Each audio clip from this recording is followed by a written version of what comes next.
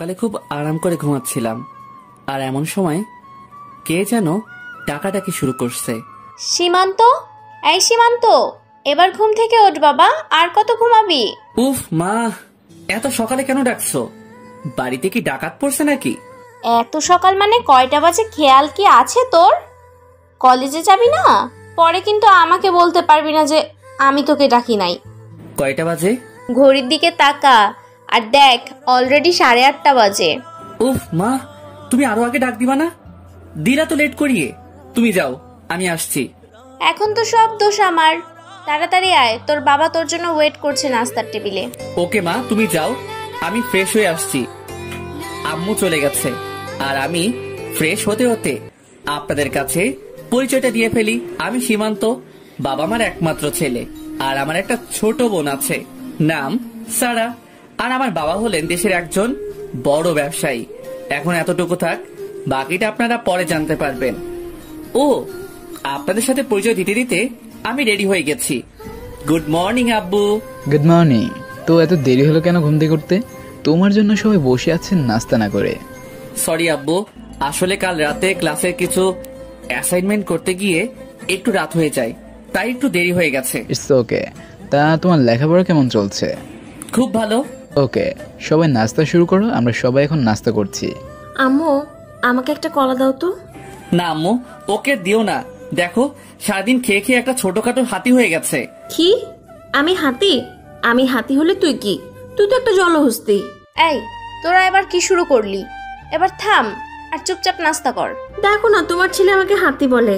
আরে, ও তো তোকে রাগানোর জন্য বলে, তাই কেন বুঝিস না? এবার খাবার খা। আসলে আমার খুব আদরের বোন হলো সারা, খুব ভালোবাসি ওকে। সারাও আমাকে খুব ভালোবাসে, বলতে গেলে আমাকে চোখে হারায়। কিন্তু কেন জানি ওকে রাগাতে খুব ভালো লাগে, তাই একটু একটু জ্বালাই আর কি। আমার খাওয়া শেষ, আমি গেলাম। তোর জন্য নিধি আপু বাহিরে গাড়ি নিয়ে দাঁড়িয়ে আছে। এই রে, কাম সারছে। আবার নিধি আপু, যাকে আমি সবচেয়ে ভয় পাই, আবার তার সাথে যেতে হবে? কি রে, কি ভাবছিস? না মানে, আমি বাইক নিয়ে চলে যাই। তোমাকে না একদিন বললাম তুমি সবসময় নিধির সাথে কলেজ যাবা, আর একদিন বাইকের কথা বললে বাইক তালা মেরে রেখে দিব, আর নিধির যা বলে সব শুনবে। এখন যাও, কতক্ষণ ধরে মেয়েটা বাইরে দাঁড়িয়ে আছে। দূর, কিছু ভালো লাগে না। কিছু বললে নাকি তুমি? আচ্ছা যাও তাহলে। না আব্বু, কিছু বলিনি। এখন নিধি আপু সম্পর্কে কিছু বলা দরকার। নিধি আপু আমার বড় চাচার একমাত্র মেয়ে, আর চাচা হলো বর্তমান মেয়র। আর তারা আপুকে অনেক আদর করে বড় করেছে। না চাইতে সবকিছু আপুর হাতে এনে রেখে দিয়েছে। আর আপু যা চায় তা সেভাবেই না আর আপু যা চায় তা যেভাবেই না কেন তা নিজের করে ছাড়ে। আর আপুর একটা বড় ভাই আছে, নাম নিসাদ, সেও একজন নেতা। আপুর কথা বলতে বলতে চলে এসেছি গাড়ির কাছে। এসে দেখি আপু গাড়ির সাথে হেলান দিয়ে মোবাইল টিপছে। গুড মর্নিং আপু।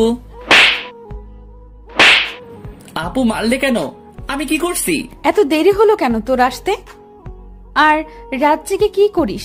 তুই যে সকালে ঘুম থেকে উঠতে পারিস না। রাতে অ্যাসাইনমেন্ট করছিলাম, তাই একটু দেরি হয়েছে উঠতে। অ্যাসাইনমেন্ট করস না কোন মেয়ের সাথে চ্যাটিং করস? না আপু, সত্যি বলছি। এই যে দেখো অ্যাসাইনমেন্ট, দেখিয়ে দিলাম, না হলে আবার মারতে পারে। কোনো বিশ্বাস নাই এই মেয়েকে। আচ্ছা, গাড়িতে উঠে বস, আর তোর মোবাইল দে আমাকে। এই নাও আপু মোবাইল, দিয়ে দিলাম, না আবার রেগে যাবে। আমি চুপচাপ সামনের সিটে বসে আছি, আর আপু এক হাতে গাড়ি ড্রাইভ করছে। চুপচাপ বসে থাক, কিছু হবে না। আর অন্য হাতে মোবাইলে কি যেন চেক করছে। কি আর করার, চুপচাপ বসে আছি। কিছুক্ষণ পর আপু মোবাইলটা আমাকে দিয়ে দিল আর বলল, কোনো মেয়ের সাথে ভুলেও কথা বলবি না, আর মোবাইলেও চ্যাটিং করবি না। আর আমার কথা যদি না শুনিস তাহলে তোর খবর আছে, বলে দিলাম। না আপু, আমি তো এমনিই মেয়েদের কাছ থেকে দূরে আছি। তাই যেন মনে থাকে। কিছুক্ষণ পর আমরা কলেজে চলে আসছি। আমি যখন গাড়ি থেকে নামতে যাব, ঠিক তখনই আপু আমার হাত ধরে কাছে টেনে নিয়ে দুই গালে দুইটি কিস করে দিল। আমি অবাক হয়ে আপুকে বললাম, আপু এটা কি করলা? তখন তোকে মারতি আর এখন আদর করে দিলাম।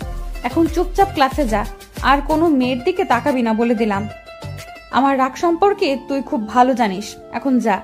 আমি আর কিছু না বলে ক্লাসের দিকে যেতে লাগলাম। এমন সময় কিসের সাথে জানি ধাক্কা খেয়ে আমি পড়ে গেলাম। আমি উঠে তাকিয়ে দেখি একটা মেয়ে নিচে পড়ে আছে, তার মানে মেয়েটার সাথে আমার ধাক্কা লাগছে। তাই আমি মেয়েটার হাত ধরে টেনে উঠালাম আর তার বইগুলো মাটি থেকে তুলে দিলাম। আই এম সো সরি, আসলে আমি দেখতে পাইনি। সরি বলতে হবে না, আমি আপনাকে দেখিনি। মেয়েটার সাথে কথা বলছিলাম, এমন সময় পিছনে তাকিয়ে দেখি নিধি আপু এদিকে আসছে। চোখ মুখ একদম লাল হয়ে আছে। আর নিধি আপু আমার কাছে এসেই ঠাস ঠাস করে মেয়েটাকে দুটো চড় মারলো আর বলতে লাগলো, তোর সাহস কি করে হয় সীমান্তকে ধাক্কা মেরে ফেলে দেওয়ার? আমি ইচ্ছে করে ওনাকে ধাক্কা মারিনি, বিশ্বাস করুন। তোকে যদি কোনো দিন ওর আশেপাশে দেখি তাহলে তোর কি অবস্থা করব তা তুই কল্পনাও করতে পারবি না। এখন চুপচাপ চলে যা। আপুর এই কথা শুনে মেয়েটার মাথা নিচু করে চলে গেল। আর মেয়েটাকে দেখে মনে হয় নতুন, কারণ আগে কখনো কলেজে দেখিনি। এবার আপু আমাকে বলল, মেয়ে মানুষ দেখলেই তোর কথা বলতে মন চায়, চল আমার সাথে, আজ তোকে মজা দেখাবো। এ কথা বলে আপু আমাকে হাত ধরে টানতে টানতে একটা খালি ক্লাসরুমে নিয়ে গেল আর ভিতর থেকে দরজা লক করে দিল। আর আমাকে বলল, এখন বল ওই মেয়ের সাথে কেন কথা বললি? কথা বলিনি তো, আমি তো জাস্ট সরি বললাম ওনাকে, আর কিছু বলিনি। সরি বলার সময় কি এত হেসে হেসে সরি বলতে হয় নাকি? আর সরি বলতে এত সময় লাগে? তুই কি আমাকে শিখাস? আপু বিশ্বাস করো, আমি শুধু সরি বলছি। শুনে রাখ, তোকে আমি আগেও বলেছি আর এখনো বলছি, তোকে যাতে কোনো মেয়ের সাথে কথা বলতে না দেখি। যদি আবার দেখি তাহলে আমার চেয়ে খারাপ আর কেউ হবে না, বলে দিলাম। এখন তুই ক্লাসে গিয়ে বসে থাক আর কোনো মেয়ের দিকে তাকাবি না।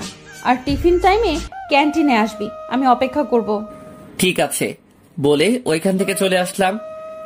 আর হ্যাঁ, আপনাদেরকে বলতে ভুলে গেছি, নিধি আপু এবার অনার্স দ্বিতীয় বর্ষে পড়ে ইংরেজি মাধ্যমে। আর আপু দেখতে অসম্ভব সুন্দর। কলেজ আর ভার্সিটির সব ছেলেরা আপুর জন্য পাগল, কিন্তু কেউ কিছু বলতে সাহস পায় না। দুই একজন সাহস করে বলেছিল। তাদের অবস্থা আপু এত খারাপ করেছিল যে এরপর থেকে আর কেউ তার ধারের কাছেও আসে না, যতটুকু সম্ভব দূরে থাকে। আর অন্যান্য কলেজ ভার্সিটিতে নেতামি করে ছেলেরা, আর আমাদের এখানে করে নিধি আপু। আর তাকে কেউ কিছু বলতে পারে না। আমি ক্লাসে আসি আর এক এক করে ক্লাস করতে থাকি। কয়েকটা ক্লাস করার পর টিফিন পিরিয়ড চালু হয় আর আমি চুপচাপ ক্লাসে বসে আছি। আপুর কাছে যেতে ইচ্ছে করে না, গেলেই খালি মারে আর ধমকায়, তাই মন চায় না যেতে। চুপচাপ বসে বই পড়ছিলাম। এমন সময় আমার বেস্ট ফ্রেন্ড আতিক আমার কাছে এসে বলল, সীমান্ত তুই এখানে বসে আছিস আর ওইদিকে নিধি আপু তোকে খুঁজতেছে। আমাকে বলছে তোকে বলতে তাড়াতাড়ি ক্যান্টিনে যেতে, না হলে তোর খবর আছে। যাইতেছি, তুইও চল আমার সাথে। না ভাই, তুই একাই যা, নিধি আপুকে দেখলেই আমার কলিজায় পানি থাকে না।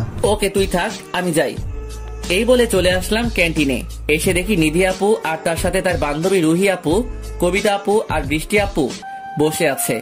আমি কাছে যেতেই আপু বলল, কি রে, তোর আসতে এত দেরি হলো কেন? কখন থেকে বসে আছি? না মানে একটু বই পড়তেছিলাম, তাই মনে ছিল না। আচ্ছা এখন বস, আর কি খাবি অর্ডার কর। আপু আমার না তেমন খিদা নাই, আমি কিছু খাবো না। আমি এই কথা বলতেই আপু আমার দিকে চোখ গরম করে তাকালো। আমি তোকে খাবার অর্ডার করতে বলছি, বেশি কথা বলবি না, বলে দিলাম। আচ্ছা আপনি অর্ডার করুন, আপনি যা বলবেন তাই খাবো। এই তো গুড বয়। তারপর আপু বেশ কিছু খাবার অর্ডার করলো। আমি চুপচাপ খেতে লাগলাম। মাঝে মাঝে খেয়াল করে দেখি আপু খাওয়া বাদ দিয়ে আমার দিকে তাকিয়ে থাকে, আর আমি তাকাতেই মুচকি হেসে চোখটা নামিয়ে নেয়। আমি অল্প কিছু খেয়ে সেখান থেকে চলে আসি। আর আসার সময় আপু বলে ছুটি হলে যেন আমি তার জন্য দিয়ে থাকি, একসাথে বাসায় যাবে। অন্যদিকে নিধি আর ওর বান্ধবীরা ক্যান্টিনে বসে গল্প করছিল। এমন সময় নিধির ফ্রেন্ড বৃষ্টি বলে ওঠে, নিধি তোকে একটা কথা বলি।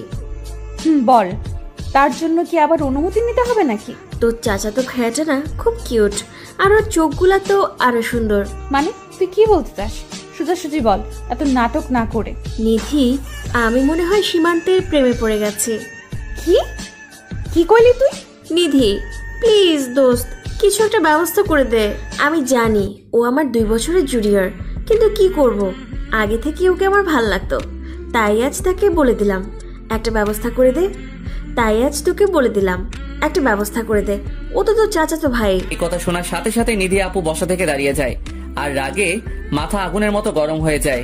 আর নিধি আপু বৃষ্টিকে বলে, বৃষ্টি, এবার তুই থাম, যা বলার বলছস, আর কিছু বলবি না। আজকের পর যদি আমি তোর মুখ থেকে সীমান্তের নামও শুনি তাহলে আমি ভুলে যাব তুই আমার ফ্রেন্ড, আর তোকে যাতে কোনোদিন সীমান্তের আশেপাশেও না দেখি। যদি দেখি তাহলে আমি কি করব তা আমি নিজেও জানি না। এ কথা নিধি আপু সেখান থেকে চলে যায়, আর বৃষ্টি সহ সবাই ওখানেই বোকার মতো দাঁড়িয়ে থাকে। নিধি আপু অনেক রাগী সবাই জানে, কিন্তু আমার কথা বলতে এতটা রেগে যাবে কেউ ভাবেনি। কলেজ ছুটির পর আমি আপুর গাড়ির কাছে এসে দাঁড়িয়ে আছি, এমন সময় দেখলাম আপু আসতেছে, কিন্তু আজ আপুর চেহারাটা কেমন যেন গম্ভীর, মনে হয় কোনো কিছু নিয়ে খুব চিন্তায় আছে। আর তারপর আপু আমার কাছে আমাকে যা বলল। কলেজ ছুটির পর আমি আপুর গাড়ির কাছে দাঁড়িয়ে ছিলাম, এমন সময় দেখি আপু আসতেছে, কিন্তু আপুর মুখটা কেমন জানি গম্ভীর দেখাচ্ছে, মনে হয় কোনো বিষয় নিয়ে খুব চিন্তায় আছে। আর আপু আমার কাছে এসে আমাকে বলল, সীমান্ত, তুই আর কোনো সময় বৃষ্টির সাথে কথা বলবি না, এমনকি ওর সামনে কখনো যাবি না, ওর থেকে দূরে থাকবি। কেন আপু? বৃষ্টি আপু আবার কি করলো? উনি তো খুব ভালো। এ কথা বলে মনে হয় খুব বড় ভুল করছি। আপু দেখি রেগে গেছে। ওই কি বললি তুই? বৃষ্টি খুব ভালো আর আমি তোর কাছে জানতে চাইছি নাকি যে কে ভালো আর কে খারাপ? তুই শুধু ওর সাথে মিশবি না। কিন্তু কেন তা বলবে তো? কেন মিশবি না তা তোর জানা লাগবে না, আমি যা বলবো তাই শুনবি। এখন গাড়িতে বস। আমি আর কিছু বললাম না, কারণ আপু একবার যা বলবে তাই শুনতে হবে, না হলে আবার হিতে বিপরীত হতে পারে। আপু দেখছি গাড়ি চালাচ্ছ আর কি যেন আপু দেখি গাড়ি চালাচ্ছে আর কি যেন ভাবছে। আমি ভয়ে কিছু জানতে চাইনি। আর কিছুক্ষণ পরই আমরা বাসায় চলে আসি। যখন আমি গাড়ি থেকে নামছি তখন আপু বলল, শোন, এখন বাসায় গিয়ে রেস্ট নিবি, আর কোথাও যাবি না। আর রাতে আমি কল দিলে রিসিভ করবি, না ধরলে বাসায় এসে তোর ক্লাস আমি নিব। আপু ঠিক আছে, আমি কল ধরবো। ওকে, ভেতরে যা। আমি চলে আসলাম, আর আমি যতক্ষণ না ভিতরে যাই ততক্ষণ পর্যন্ত আপু বাহিরে গাড়ি নিয়ে দাঁড়িয়ে থাকে। আমি ভিতরে গেলে পরে চলে যাই। আমি বুঝি না আপু আমার প্রতি কেন এত নজরদারি করে। বাসায় আসার পর ফ্রেশ হয়ে আসলাম, আম্মু খাবার দিল, আমি খেয়ে রুমে চলে আসলাম। আর এইভাবে দিন পেরিয়ে রাত হয়ে গেল। রাতে কিছুক্ষণ পড়ার পর আম্মু খাবার খেতে ডাকে। নিচে গিয়ে দেখি সবাই বসে আছে টেবিলে। আমি গিয়ে সবার সাথে খাওয়া শুরু করলাম। তখন আব্বু বলল, সীমান্ত, আজ ক্লাস ঠিক মতো করছস? কোনো সমস্যা হয়েছে? না আব্বু, কোনো সমস্যা হয়নি। ওকে, ভালো। কোনো সমস্যা হলে আমাকে সাথে সাথে জানাবে। ঠিক আছে আব্বু। এইভাবে সবার সাথে টুকটাক কথা বলে খাবার খেয়ে রুমে চলে আসলাম। এসে মোবাইলের দিকে তাকিয়ে আমার চোখ চরক গাছে উঠছে, কারণ আপু আমাকে 10 বার কল দিছিল। তাই আমি সাথে সাথে আপুকে কল ব্যাক করি। আর কল রিসিভ করেই ধমক দিয়ে আপু বলল, ওই কোথায় ছিলে এতক্ষণ? আমি তোকে কয়বার কল দিছি, শুনতে পাস নাই? আপু আমি তো খাবার খাইতেছিলাম আর ফোনটা রুমে ছিল, তাই কল ধরতে পারি নাই। তো মোবাইলটা সাথে নেওয়া যায় না? জানিস কত চিন্তা করতেছিলাম। আরে এতে চিন্তার কি আছে আপু? আর তুমি আমাকে নিয়ে তো চিন্তা করো কেন আপু? কেন চিন্তা করি তুই বুঝিস না? কে বললে বুঝি না? আমি সব বুঝি। সত্যিই তুই বুঝিস না? বলতো কেন তোকে নিয়ে এত চিন্তা করি? কারণ আমি তোমার ছোট ভাই, তাই তুমি এত টেনশন করো আমাকে নিয়ে। কুত্তা, তুই ঘোড়ার ডিম বুঝোস। আর শোন, কালকে আমি ভার্সিটি যাব না, আর তুই কিন্তু বৃষ্টির সাথে কথা বলবি না। যদি বলিস তাহলে কিন্তু খারাপ কিছু হবে, বলে দিলাম। আচ্ছা ঠিক আছে, বলবো না। এভাবে কিছুক্ষণ আপুর সাথে কথা বলে ফোনটা রেখে দিলাম, আর কিছুক্ষণ পড়াশোনা করে ঘুমিয়ে পড়লাম। সকালে আমার ছোট বোন সারা আমাকে ঘুম থেকে ডেকে দিল। তারপর আমি ফ্রেশ হয়ে নাস্তা করে বাইক নিয়ে চলে গেলাম কলেজে। আপু না গেলে আমি বাইক নিয়ে কলেজে যাই, আর আপু গেলে আপুর সাথে গাড়িতে যেতে হয়। কলেজে গিয়ে 2টি ক্লাস করে আমি আর আতিক মাঠের এক কোণে বসেছিলাম।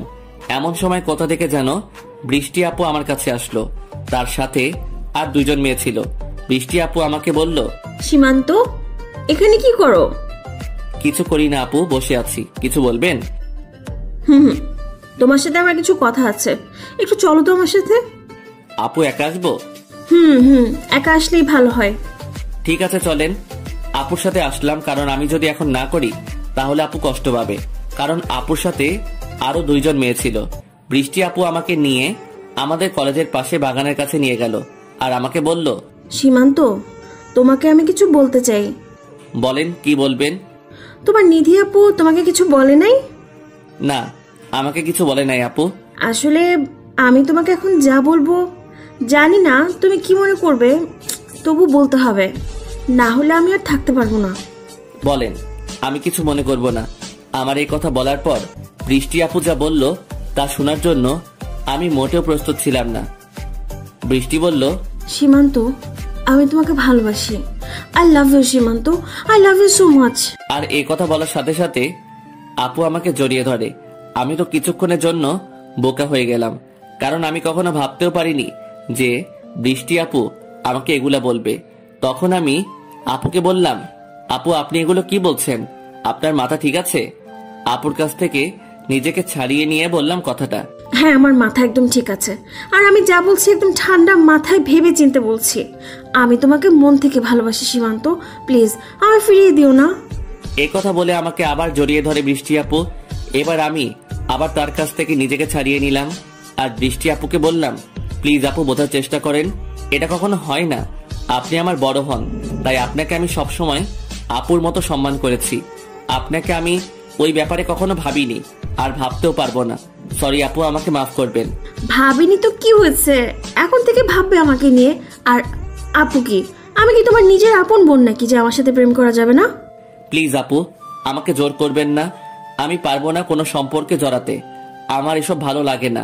সীমান্ত, তোমাকে আমার অনেক আগে থেকেই ভাল লাগতো, আর এই ভাল লাগা এখন বিন্দু বিন্দু জমে ভালোবাসায় পরিণত হয়েছে। আমি তোমাকে অনেক ভালোবাসবো সীমান্ত, কখনো কোনো কষ্ট পেতে দিব না। প্লিজ আমাকে ফিরিয়ে দিও না। আমি আর কিছু না বলে সেখান থেকে চলে আসি, আর আসার সময় বৃষ্টি আপু পিছন থেকে বলে যে, সীমান্ত, আমি তোমার অপেক্ষায় থাকবো। সেখান থেকে কলেজে এসে দেখি আদিক এখনো আগের জায়গায় বসে আছে। আর আমি যাওয়ার পর আমাকে বলে, কিরে বেটা, কোথায় গিয়েছিলি বৃষ্টি আপুর সাথে? কোথায় আবার যাব, ওই তো সামনে গিয়েছিলাম। সত্যিটা বললাম না তো আপু জানি তোকে কি বলবে বলে নিয়ে গেল, তা কি বললো? আর তোর মুখ এখন এমন দেখাচ্ছে কেন? কোথায় কেমন দেখাচ্ছে? আমি তো ঠিকই আছি। আপু কি বললো তাই বল। আরে তেমন কিছু বলি নাই। আজ যে নিধি আপু আসে নাই সেই ব্যাপারে জানতে চাইলো আর কি। ওর কাছে সত্যি বলা আর নিজের পায়ে কুড়াল মারা সমান কথা। সারা কলেজ কোনো টেলিভিশন ছাড়াই সরাসরি সম্প্রচার করে দিবে বেটা, তাই সত্যি না বলাই ভালো। এটা তো আমার সামনেই বলতে পারতো, দূরে নিয়ে যাওয়া লাগে নাকি? আরে বুঝিস না, মেয়ে মানুষ এমনি সবার সামনে সব কথা বলে না। আচ্ছা চল ক্লাসে যাই। হ্যাঁ চল যাই। আর আতিক ক্লাসে চলে আসলাম। আমি আর আতিক ক্লাসে চলে আসলাম, কারণ আর কিছুক্ষণ ওখানে থাকলে আতিক হাজারটা প্রশ্ন করত, তার থেকে ভালো চলে আসা, তাই চলে আসলাম। এইভাবে আমার বাকি ক্লাসগুলো হওয়ার পর কলেজ ছুটি হয়ে যায়, আর আমি বাইক নিয়ে বাসায় চলে যাই। বাসার ভিতর ঢোকার সাথে সাথেই আমার ছোট বোন সারা বলল, ভাই চলে আসছিস, তাড়াতাড়ি তোর রুমে যা। কেন রে, আমার রুমে কি আগুন লাগছে? পানি নিয়ে যাওয়া লাগবে নাকি তাড়াতাড়ি? একটু মজা করে বললাম আর কি। নিধি আপু আসছে আর তোমার রুমে বসে আছে, আমাকে বলছে তুমি আসলে বলতে তাড়াতাড়ি যাতে রুমে যাও। নিধি আপু কথা শুনে আমার এখন দম যায় যায় অবস্থা। আপু যদি জানতে পারে যে আমি বৃষ্টি আপুর সাথে কথা বলছি আর আপু আমাকে জড়িয়ে ধরছে, তাহলে আমাকে কি করবে এক আল্লাহই ভালো জানে। তাই মনে মনে দোয়া দরুদ পড়ে আমার রুমের সামনে আসলাম। এসে দেখি আপু আমার রুমের দেওয়ালে টানানো আমার ছবিটার দিকে তাকিয়ে আছে। আমি বুকে সাহস নিয়ে আপুকে বললাম, আরে আপু আপনি কখন আসলেন? আজ কলেজে কি করছস? মনে মনে যা ভাবলাম তাই হলো। আপু মনে হয় জেনে গেছে, কিন্তু কেমনে জানলো আল্লাহ জানে। আমিও কিছু না জানার ভনিতা করে বললাম, আমি তো কিছু করি নাই আপু। কেন, কি হয়েছে? তুই আজ বৃষ্টির সাথে কথা বলছস? না আপু, আমি কথা বলি নাই, ভয় মিথ্যা বললাম। কথা বলছ নাই, তাহলে এগুলো কি দেখ। এই কথা বলে আপু তার ফোনটা আমার দিকে এগিয়ে দিল, আর তার ফোনের দিকে তাকিয়ে আমার চোখ চোখ গাছে ওঠার মতো অবস্থা। কারণ আমার আর বৃষ্টি আপুর ছবি তার ফোনে, এমনকি বৃষ্টি আপু যে আমাকে জড়িয়ে ধরছে তার ছবিও আছে। আমি তো ভয় চুপ করে আছি, না জানি আজ আমার কি হাল করে। তখন আপু আবার বলল, কি হলো, কথা বল, চুপ করেছিস কেন? আমি আবারও চুপচাপ। কি বলবো ভাই, আমার এখন কলেজের পানি শুকায় মরুভূমি হয়ে গেছে। তখন আপু আবার বলল, তুই কি ভাবছিস আজ আমি তোর সাথে যাইনি বলে তোর কোনো খবর আমি রাখবো না? আমি তোর সব খবর রাখি। আমি তোর সাথে থাকি আর না থাকি, তুই আমার চোখের আড়াল কখনো হতে পারবি না। এখন সত্যি করে বল, বৃষ্টি কেন তোকে জড়িয়ে ধরেছে? না হলে এখন আমি কি করব তুই ভাবতেও পারবি না। আমি নিধি আপুর এই ভয়ঙ্কর রাগী চেহারা দেখে ভয়ের চোটে সব সত্যি কথা বলে দিলাম। আর আমার কথা শোনার সাথে সাথে নিধি আপুর রাগী ভয়ঙ্কর চেহারা দেখে সব সত্যি কথা বলে দিলাম। আর আমার মুখ থেকে এই কথা শোনার পর নিধি আপু বলল, কি বললি? বৃষ্টি তোকে প্রপোজ করেছে? আপুর চেহারার দিকে তাকানো যাচ্ছে না, এত পরিমাণ রেগে আছে। তুই কি বলছিস ওকে? আমি না করে দিছি আর বলছি আমি কোনো সম্পর্কে জড়াতে চাই না। আচ্ছা তুই থাক, আমি যাই, আমার একটা কাজ আছে। আর কোনো মেয়ে যদি কল দেয় ধরবি না বলে দিলাম। এ কথা বলে নিধি চলে গেল। কিন্তু একটা বিষয় খেয়াল করলাম, আপু তো খুব রেগে আছে, কিন্তু আমাকেও তেমন কিছু বলে নাই। আল্লাহ জানে এখন কি করে। অন্যদিকে নিধি শুধু ভাবছে আমি বৃষ্টিকে না করার পরেও ওর সাহস হলো কিভাবে সীমান্তকে প্রপোজ করার। আবার বৃষ্টি ওকে জড়িয়ে ধরছে। আমার জিনিসে হাত দেওয়ার মজা ওকে আজ বুঝাবো। এসব ভেবে নিধি বৃষ্টিকে কল দেয়। হ্যালো বৃষ্টি, কোথায় তুই? আমি তো বাসায়। কেন, কিছু বলবি? বলবো। ওই তোদের বাসার পেছনের মাঠে আমি দাঁড়িয়ে আছি, আজকের ক্লাসের পড়াগুলো জানতে হবে। ওকে, তুই 5 মিনিট দাঁড়া, আমি আসতেছি। এ কথা বলে কলটা রেখে দেয়। আর নিধির রাগ যেন ক্রমশই বাড়ছে। সে কি করবে তা সে জানে না। নিধি শুধু জানে সীমান্ত একমাত্র ওর, আর নিধি জিনিসে কেউ হাত দিবে তা সে হতে দিবে না। নিধি এসব ভাবতে ভাবতে বৃষ্টি চলে আসে। আর এসেই বৃষ্টি বলে, কি রে নিধি, তুই আমার বাসার সামনে চলে এলি? পরে তো ফোন করেই জানাতে পারতি। কেন, এসে কি তোকে বিপদে ফেললাম নাকি? আরে না, বিপদ কেন হতে যাবে? আর তুই কখনো এদিকে আসিস না, তাই বললাম আর কি। আচ্ছা একটা কথা বলবি সত্যি করে? কি কথা বল।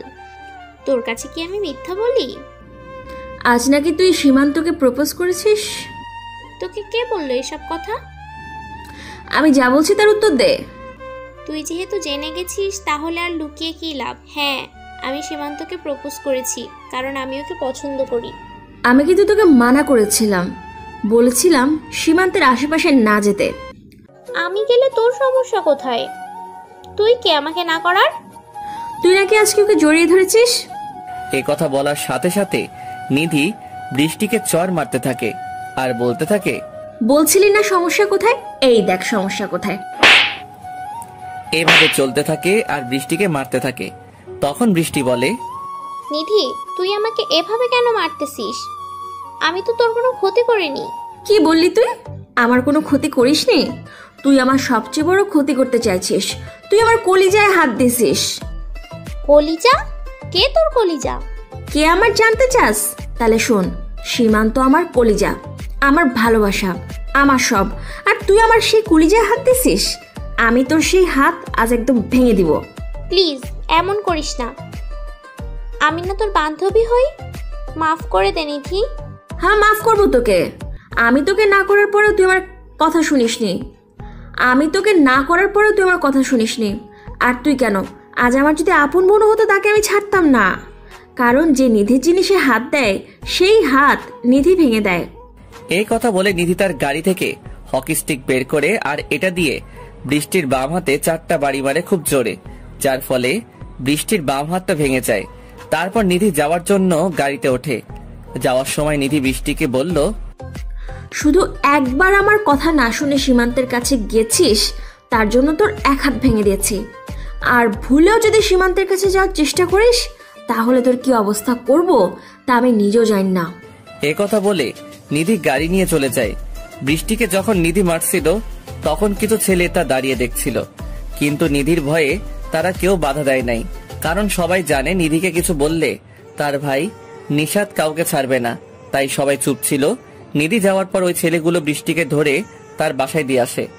আর এদিকে নিধি আমার রুম থেকে যাওয়ার পর আমি ফ্রেশ হতে ওয়াশরুমে যাই।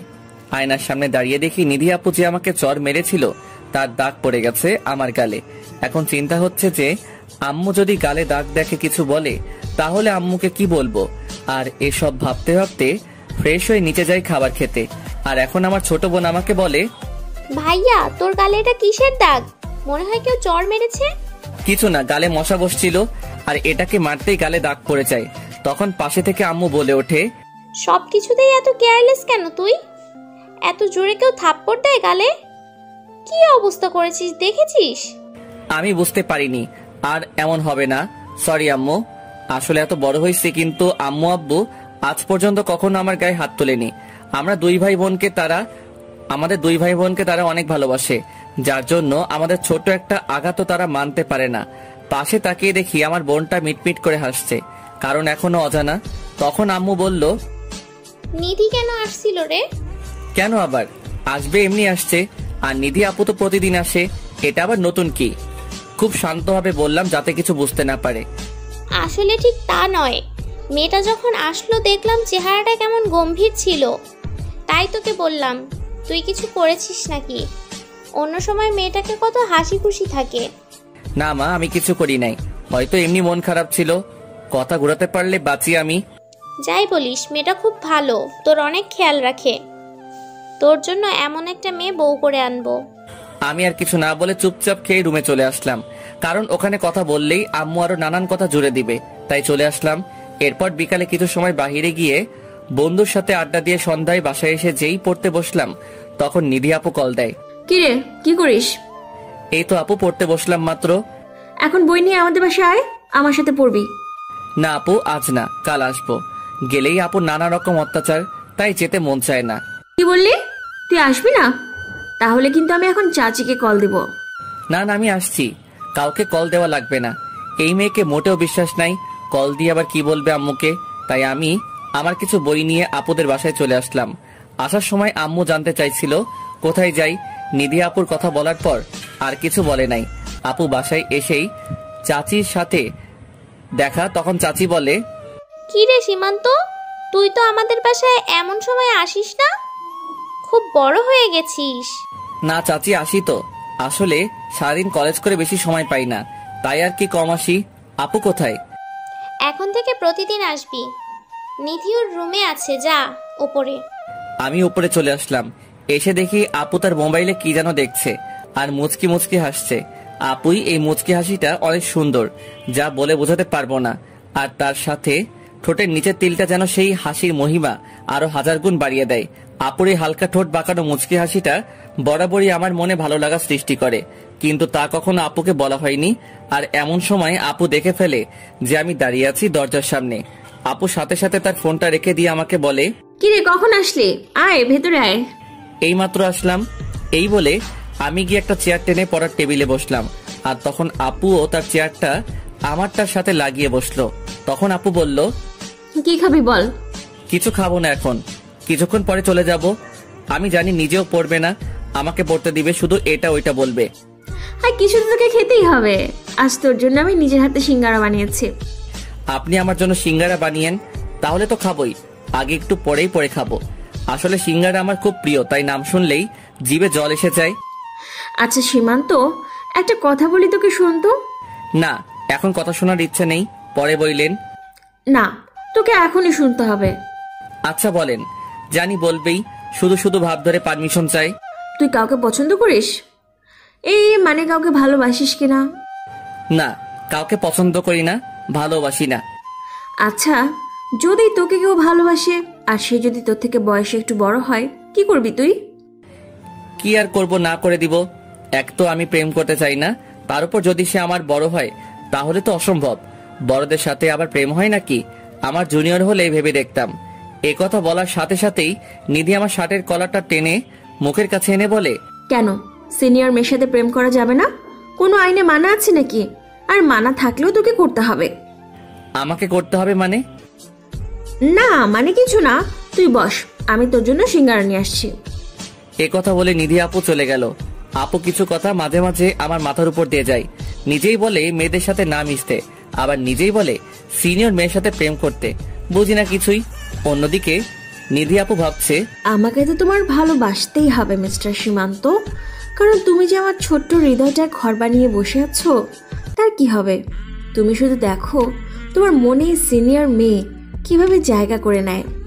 এসব ভাবতে ভাবতে নিধি সীমান্তের জন্য সিঙ্গারা নিয়ে আসে আর বলে, আইনে তোর প্রিয় সিঙ্গারা। তাও আগে খাই পরে সব, এই বলে একটা নিলাম খাওয়ার জন্য। খা এখন। যেই মাত্র একটা সিঙ্গারার অর্ধেকটা খেলাম, আমার কাছে মনে হলো ঝালে আমার মুখ পুড়ে যাচ্ছে, আমার চোখ দিয়ে পানি পড়ছে। আমি এখন পানি খুঁজতেছি, কিন্তু পানি নাই। যখন আমি পানির জন্য জোরে চিৎকার করতে যাব, তখনই নিধি যা করলো। খাও সোনা খাও, একটু পরে খেলা জমবে। যখন আমি একটা সিঙ্গারের অর্ধেকটা খেলাম, আমার কাছে মনে হলো ঝালে আমার মুখ পড়ে যাচ্ছে। আমি তখন পানি খুঁজতেছিলাম, কিন্তু কোথাও পানি নাই। তাই যখন আমি পানি বলে চিৎকার করতে যাব, ঠিক তখনই নিধি আপু আমার দুগালে হাত দিয়ে টেনে ধরে আমার ঠোঁটে তার ঠোঁট মিশিয়ে দেয়। ওই মুহূর্তে আমার কি করা উচিত ছিল আমার জানা ছিল না। আর আমিও নিধিকে কোনো রকম বাধা দেই নাই, কারণ আমি ঝাল একদম সহ্য করতে পারি না। আর আমার কাছে তখন ঝালটা কম লাগতে শুরু করলো। আর নিধি আমাকে প্রায় 5 মিনিট পর ছেড়ে দেয়। যখন নিধি আপু আমাকে ছেড়ে দেয় আর আমার ঝালটা কমে যায়, তখন আমার মনে হয় এতক্ষণ কি হয়েছিল। আর এসব ভেবে আমি লজ্জায় নিধির দিকে তাকাতে পারছিলাম না। তাই আমি কিছু না বলে তার রুম থেকে বের হয়ে বাসায় চলে আসি। আর বাসায় আসতেই আমার বোন আমাকে বলে, ভাইয়া, তোর ঠোঁটে লিপস্টিক কোথা থেকে আসলো? তুই কি লিপস্টিক দেওয়া শুরু করলি নাকি? কোথায় লিপস্টিক? দেখলি তুই মজা করিস আমার সাথে? এটা বলে হাত দিয়ে মুছে দিলাম, যাতে ভালো করে বুঝতে না পারে। এই তো, এখন তুই মুছে দিলি হাত দিয়ে? আরে না, আমি আসার সময় একটা কালার আইসক্রিম খেয়েছিলাম, মনে হয় ওইটাই লেগে আছে। ভাইয়া, আমার কাছে মনে হয় ডাল মে কুছ কালা হে। আমিও কিছু না বলে রুমে চলে আসি। আর মাথায় শুধু ওই ব্যাপারটাই বারবার আসছে, কি থেকে কি হয়ে গেল, আমি এখন কিভাবে আপুর সামনে যাব। কিন্তু একটা ব্যাপার বুঝলাম না, আপু কেন এমনটা করলো আমার সাথে? তাহলে আপু কি আমাকে ভালোবাসে নাকি অন্য কিছু বিষয়? না, আমার মাথায় আসছে না। রাতে আম্মু খাবার খেতে ডাকলো, কিন্তু আমি না করে দেই, কারণ যে জিনিস খাইছি ওটাই এখনো মুখে লেগে আছে। সত্যি বলতে আমারও ভালোই লাগছিল। তখন জীবনের প্রথম কোনো মেয়ের ঠোঁটের ছোঁয়া, অনুভূতিটা ভাষায় প্রকাশ করার মতো না। আর এসব ভাবতে ভাবতে রাতটা কখন পার হয়ে যায় বলতেও পারবো না, যার জন্য খুব ভালো একটা ঘুমও হয় নাই।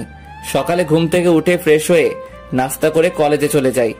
আজ আর আপুর জন্য আমি দাঁড়িয়ে থাকিনি, একটু আগেই কলেজে চলে আসি। অন্যদিকে নিধি মনে মনে অনেক খুশি, কারণ তার মনের মানুষকে একটু হলেও আপন করে নিতে পারছে। আর এখন যেন সে আরো পাগল হয়ে গেছে সীমান্তকে কাছে পেতে, আপন করে পেতে সারা জীবনের জন্য। নিধি এখন নিজেই নিজের সাথে বলছে, না আর না, অনেক অপেক্ষা করছি, কিন্তু আর না, এখন তোমাকে যেভাবেই হোক আপন করে নিব সীমান্ত। কিন্তু তুই একটা মাথা মোটা, আস্ত একটা গাধা। তোকে আমি এত ভালোবাসি, কিন্তু তুই একটু বুঝিস না। আর কথায় কথায় শুধু আপু আপু করিস কেন? অন্য কিছু বলা যায় না? আরেকবার আপু বলে দেখিস, তোর মুখ ভেঙে দিব, হনুমান একটা। নিধি যখন নিজেই নিজের সাথে এসব বলছিল, তখন নিধির মা এসে শুনে ফেলে। আর তখন তিনি বলেন, কি রে মা, কাকে তুই মুখ ভেঙে দিবি? আর কাকেই বা হনুমান আরো কত কিছু বলে গালি দিচ্ছিস? নিধি তখন তার মাকে দেখে চমকে যায়, আর সাথে সাথে তার মাকে জড়িয়ে ধরে তার পাশে বসিয়ে মায়ের কোলে মাথা রেখে শুয়ে পড়ে। আর তার মাকে বলে, আছে একটা গাধা, ওটাকেই গালি দিচ্ছি। তা গাধাটা কে, আমাকে বলা যাবে না? তুমি আমার দুনিয়ার বেস্ট মা, তোমার কাছে বলবো না তো কার কাছে বলবো? তাহলে বল, আমিও একটু শুনি। আচ্ছা মা, আমি যদি কাউকে পছন্দ করি তাহলে কি তোমরা তাকে মেনে নেবে? কেন মেনে নিব না? অবশ্যই মেনে নিব, কারণ তুই সুখী থাকলে আমরাও খুশি। আর ছেলেটা যদি আমার একটু ছোট হয় তাহলে তোমাদের কোনো সমস্যা হবে? আমাদের কেন সমস্যা হবে? জীবনটা তোর, আর তুই সবচেয়ে ভালো বুঝিস কিভাবে তুই ভালো থাকবি আর কার সাথে তুই সুখী থাকবি। যদি তোরা একে অপরকে পছন্দ করিস বা ভালোবাসিস, তাহলে বয়সটা কোনো বিষয় না। তোর যা ভালো লাগে কর, আমরা তোর পাশে আছি। নিধি তখন খুশিতে তার মাকে জড়িয়ে ধরে কেঁদে দেয় আর বলতে থাকে, আমি জানতাম তোমরা আমার কথা কখনো ফেলবে না, তোমরা হলি পৃথিবীর সবচেয়ে ভালো বাবা মা। হয়েছে পাগল মেয়ে, তার জন্য কি এখন কাঁদতে হবে নাকি? আর এখন বল, কোন সে জুনিয়র ছেলে যে আমার পরীর মতো মেয়ের মন চুরি করেছে? একদিন বাসায় নিয়ে আয়, আমরাও দেখি। এখন না, পরে আমিই নিয়ে আসবো। আর কয়েকটা দিন অপেক্ষা করো, দেখবে তোমাদের জামাইকে তোমাদের সামনে এনে দাঁড় করাবো। আচ্ছা, নিয়ে আসিস। আজ তুই ভার্সিটি যাবি না? না, আজকে যাব না। আচ্ছা, নিচে আয়, খেয়ে যা। সীমান্ত, তুমি আমার সাথে এত বড় মিথ্যা কথা কেন বললে? আমি আপনার সাথে কি বললাম? ওই দিন তুমি কেন বললে যে তুমি কোনোদিন প্রেম করবে না, তোমার কারোর সাথে কোনো সম্পর্ক নেই? বেশ অবাক হয়ে বললাম, এখানে মিথ্যার কি হলো? যা সত্যি আমি তো তাই বললাম, আমার কোনো সম্পর্ক নাই আর কোনো সম্পর্কে জড়াবো না। মিথ্যা কথা, তোমার আর নিধির মাঝে সম্পর্ক আছে। আমি তো বৃষ্টির কথা শুনে মনে হয় আকাশ থেকে পড়লাম। মেয়েটা বলে কি? আমার নাকি সম্পর্ক আছে, তাও আবার ওই গুন্ডি নিধির সাথে। তখন আমি বললাম, কি সব আবল তাবল বলছেন আপনি? মাথা ঠিক আছে আপনার? আমার কেন নিধি আপুর সাথে সম্পর্ক থাকবে? উনি আমার আপু হয়, এর বেশি আর কিছু না। আপনাকে এসব কে বলছে? আমি কোনো আবল তাবল বলছি না সীমান্ত, যা বলছি ঠিক বলছি। নিধি আমার কাছে নিজে এসে বলেছে তোমাদের সম্পর্কের কথা। তুমি নাকি নিধির কলিজা, আর তার জন্য দেখো আমার কি অবস্থা করেছে নিধি। আমি যেন অবাকের পর অবাক হচ্ছি বৃষ্টির কথা শুনে। নিধি আপু আর আমার মাঝে সম্পর্ক আছে, কিন্তু আমি নিজেই জানি না। আর নিধি আপু নিজে বলছে এই কথা, কিন্তু এসব কিভাবে সম্ভব? আপু তো কোনোদিন আমাকে বলে নাই যে আমাকে ভালোবাসে। আমি এসব ভাবছিলাম, তখন বৃষ্টি আবার বলল, আজ শুধু তোমার জন্য আমার এত বড় ক্ষতি হলো। তুমি যদি আমাকে বলতে তোমাদের মাঝে সম্পর্ক আছে, তাহলে কি আমি তোমাকে এসব বলতাম? আজ শুধু তোমার জন্য নিধি আমার এর অবস্থা করেছে। আমার জন্য করছে মানে? আর কি করছে নিধি আপু আপনাকে? তুমি দেখতে পাচ্ছ না কি করেছে? ওই দিন যে আমি তোমাকে প্রপোজ করেছিলাম আর জড়িয়ে ধরেছিলাম, এটা নিধি জেনে যায়, আর সে আমাকে বাসা থেকে বের করে মাঠে নিয়ে সবার সামনে আমাকে মারে, এমনকি আমার হাত পাও ভেঙে দেয়। কি, নিধি আপু আপনাকে এভাবে মারছে? হ্যাঁ, নিধি আমাকে এভাবে মেরেছে।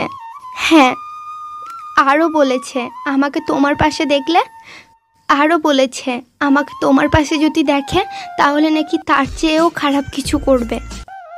এখন আমার কাছে সত্যি খারাপ লাগছে বৃষ্টির কথা শুনে, আর সাথে রাগও হচ্ছে অনেক নিধি আপুর উপর। মানুষ এতটা ভয়ঙ্কর কিভাবে হতে পারে একটা মেয়ে হয়ে? আর একটা মেয়েকে এভাবে কেউ মারতে পারে নাকি? তখন আমি বললাম, আপু আমি আপনার কাছে খুবই দুঃখিত যে আমার জন্য আপনার আজ এই অবস্থা, আর আপনাকে কিছুই করতে পারবে না নিধি। আমি তাকে দেখে নিব। এভাবে আরো কিছুক্ষণ কথা হলো বৃষ্টির সাথে, তারপর তার কাছে ক্ষমা চেয়ে তাকে বিদায় দিলাম।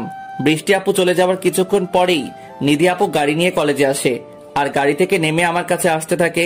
কিন্তু মুখ দেখে মনে হচ্ছে আজ খুব খুশিতে আছে, হাসি যে মুখ থেকে সরছেই না।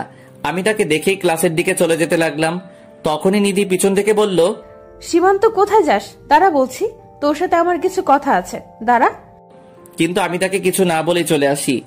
ক্লাসের সামনে এসে একবার পিছনে ফিরে দেখি নিধি আপু আগের জায়গায় দাঁড়িয়ে আছে, কিন্তু মুখে সে হাসিটা আর নেই, কেমন জানি মলিন হয়ে আছে। মনে হয় আমার কাছে সে এটা আশা করে নাই। অন্যদিকে নিধি ভাবছে, আজ সীমান্তের কি হলো?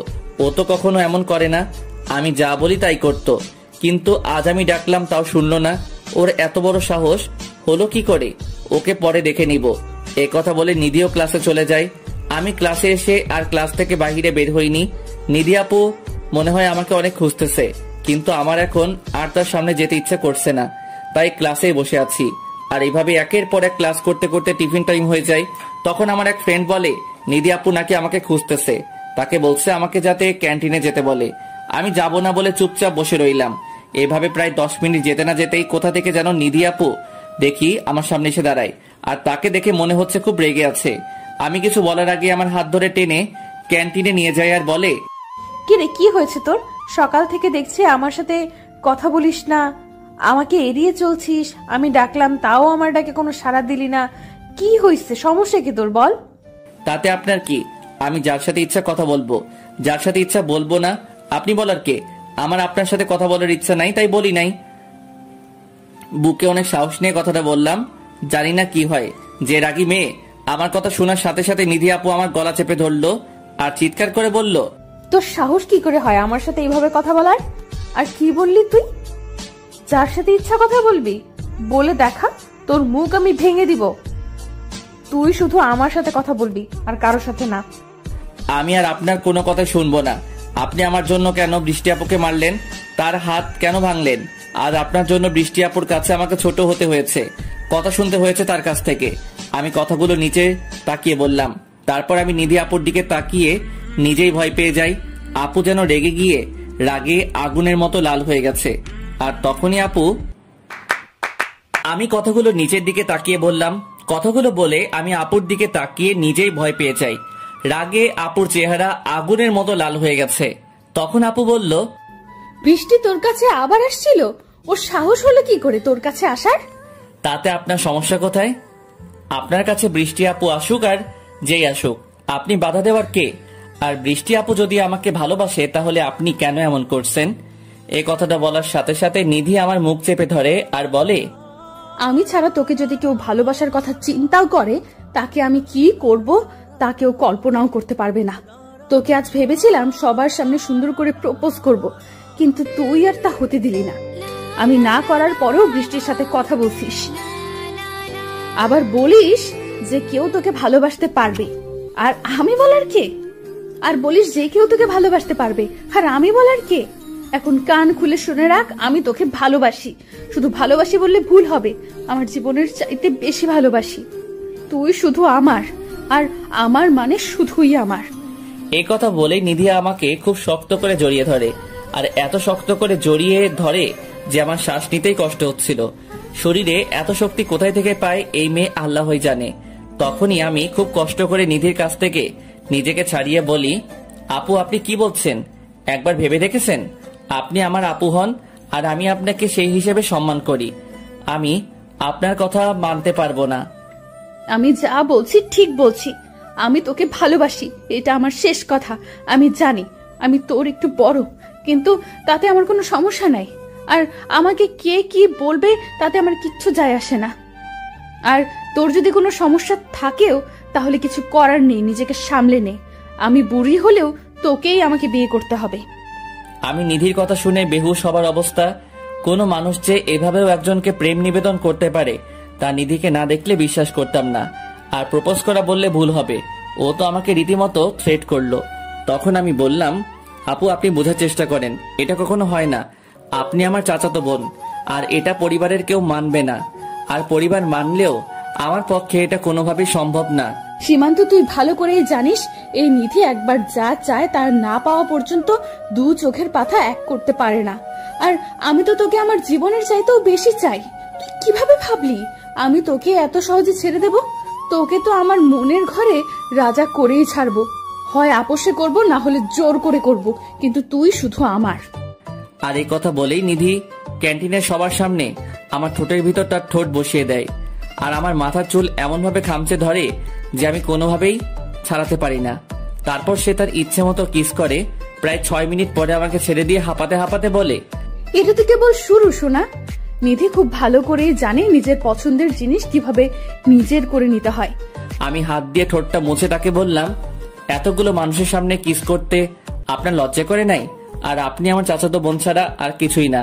আমি কখনো আপনাকে ভালোবাসবো না। আপনি যা করার করেন। রেগে গিয়ে বললাম, কারণ সবার সামনে কিস করছে, এটা ভাবতে কেমন যেন লাগছে। তখন নিধি আমার সামনে এসে বলে, তুই কি আমাকে চ্যালেঞ্জ করস মিস্টার সীমান্ত? ও মাগো, এ মেয়ে দেখি আবার সিনেমেটিক স্টাইলে অভিনয় করতে পারে। তখন আমি বললাম, হ্যাঁ আমি আপনাকে চ্যালেঞ্জ করছি। ওকে ঠিক আছে, তাহলে তুমিও দেখো এই নিধি কি করতে পারে। আমি আর কিছু না বলে সেখান থেকে চলে আসলাম। এসে ক্লাসে বসে বাকি ক্লাসগুলো করে বাসায় চলে আসি। অন্যদিকে নিধি বাসায় গিয়ে শুরু করছে আরেক কাহিনী। নিধি বাসার ভিতর গিয়ে শুরু করছে চিৎকার চেঁচামেচি। তার চিৎকার শুনে নিধির বাবা মা ভাই সহ সবাই একে একে হাজির। তখন নিধির বাবা বলে, কিরে মা, কি হয়েছে তোর? এভাবে চিৎকার কেন করছিস? কেউ কি তোকে কিছু বলেছে নাকি? না, আমাকে কেউ কিছু বলেনি। তখন নিধির ভাই নিশাদ বলে, তাহলে কি আমার বোনটা কোনো কিছু চাই নাকি? বল আমাকে, আমি আজকে তোকে এনে দেবো। আমার সবাইকে উদ্দেশ্য করে কিছু বলার আছে, আর আমি যা বলবো তোমাদের তাই মানতে হবে। আর যদি না মানো তাহলে আমি কিছু একটা করে বসবো। আচ্ছা বল, তুই যা বলবি আমরা তাই করব। তাও তোর কিছু করতে হবে না। এখন বল কি বলবি? আমি বিয়ে করব। নিধি 7-5 না ভেবে এ কথা সরাসরি বলে দেয় সে বিয়ে করবে। আর নিধির মুখে এমন কথা শুনে পরিবারের সবাই প্রথমে কিছুটা অবাক হয়ে যায়, পরে নিজেদের সামলে নিয়ে বলে, বিয়ে করবি মানে কি? বিয়ে করব মানে বিয়ে করব, আর কোনো মানে নাই। এখন তোমরা বলো বিয়ে দিবে কিনা? ঠিক আছে, দিব। বিয়ে করবি এটা তো খুশির খবর। আমি কাল থেকেই পাত্র দেখা শুরু করব। আমি কি তোকে বলেছি পাত্র দেখতে? না, লাগবে না। পাত্র আমি পছন্দ করছি, আর তাকেই আমি বিয়ে করব। মেয়ের কথা শুনে সবাই একদম বোকা হয়ে গেল। পাত্র নাকি মেয়ে নিজে ঠিক করছে। তখন নিধির বাবা বলে, আচ্ছা, পাত্র নিজে ঠিক করছিস, ভালো কথা। এখন বল পাত্র কি করে? পাত্রের বাবার নাম কি, পাত্রের নাম কি? আমরা বিয়ের প্রস্তাব পাঠাই।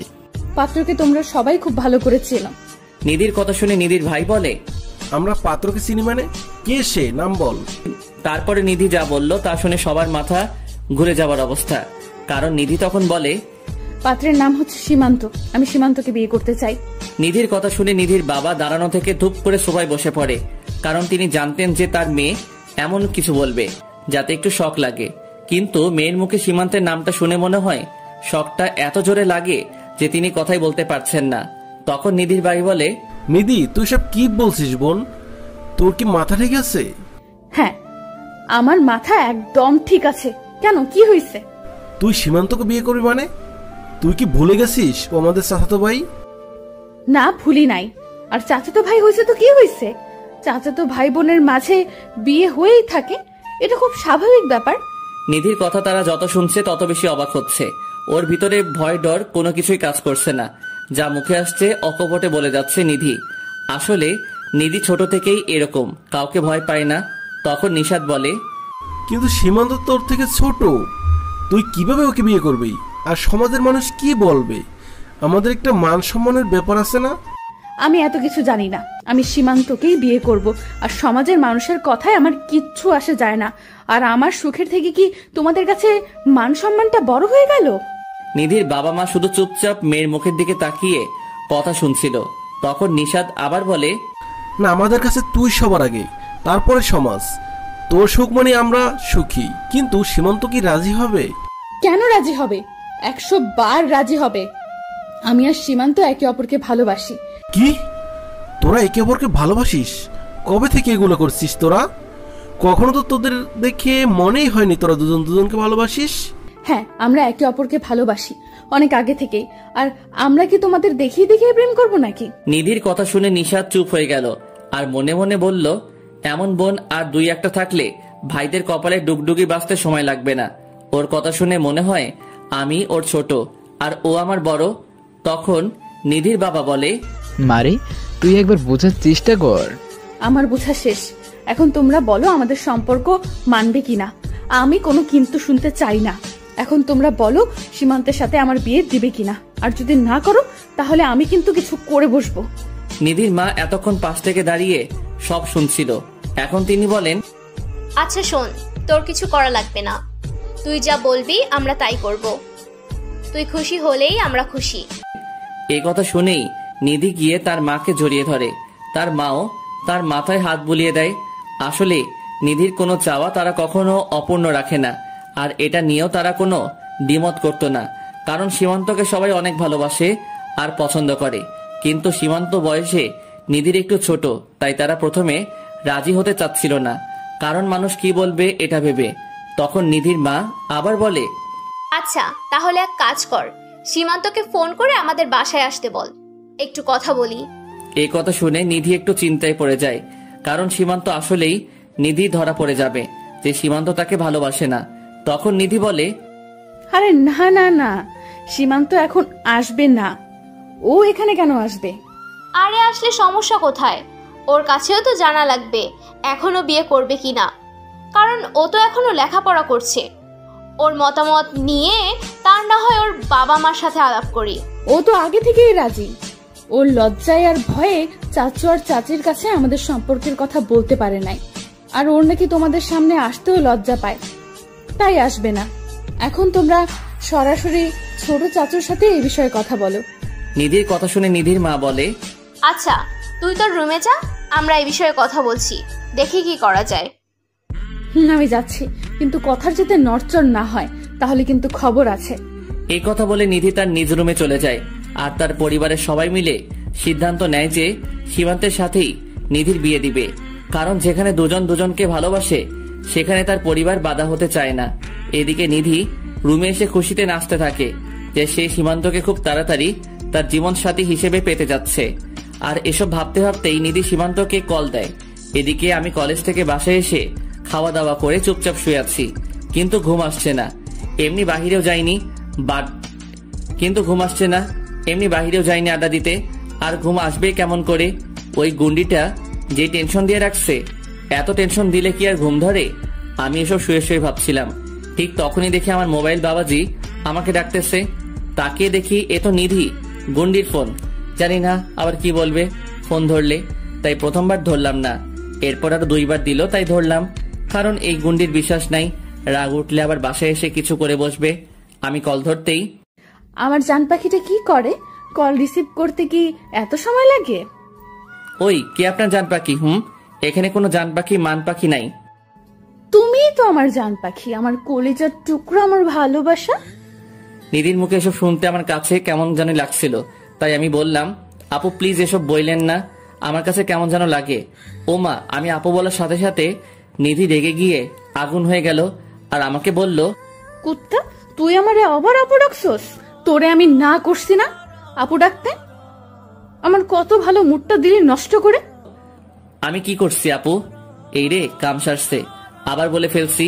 হারামি, তুই আমার সাথে মজা নিস? এখন যদি তোর কাছে পাইতাম তাহলে বুঝতি কি করতাম তোকে। কিন্তু ব্যাপার না, কালকে কলেজে যাবি না, তখন তোকে দেখবো। কিন্তু ব্যাপার না, কালকে কলেজে যাবি না, তখন তোকে দেখবো কোন ঠোঁট দিয়ে আমাকে আপু ডাকিস। এটা বলে ঠাস করে কলটা কেটে দিল। আমাকে আর কিছু বলার সুযোগই দিল না। আমার আর কি করার, চুপচাপ শুয়ে আছি, ভাবছি কালকে কি হবে। পরের দিন আমি কলেজে গেলাম।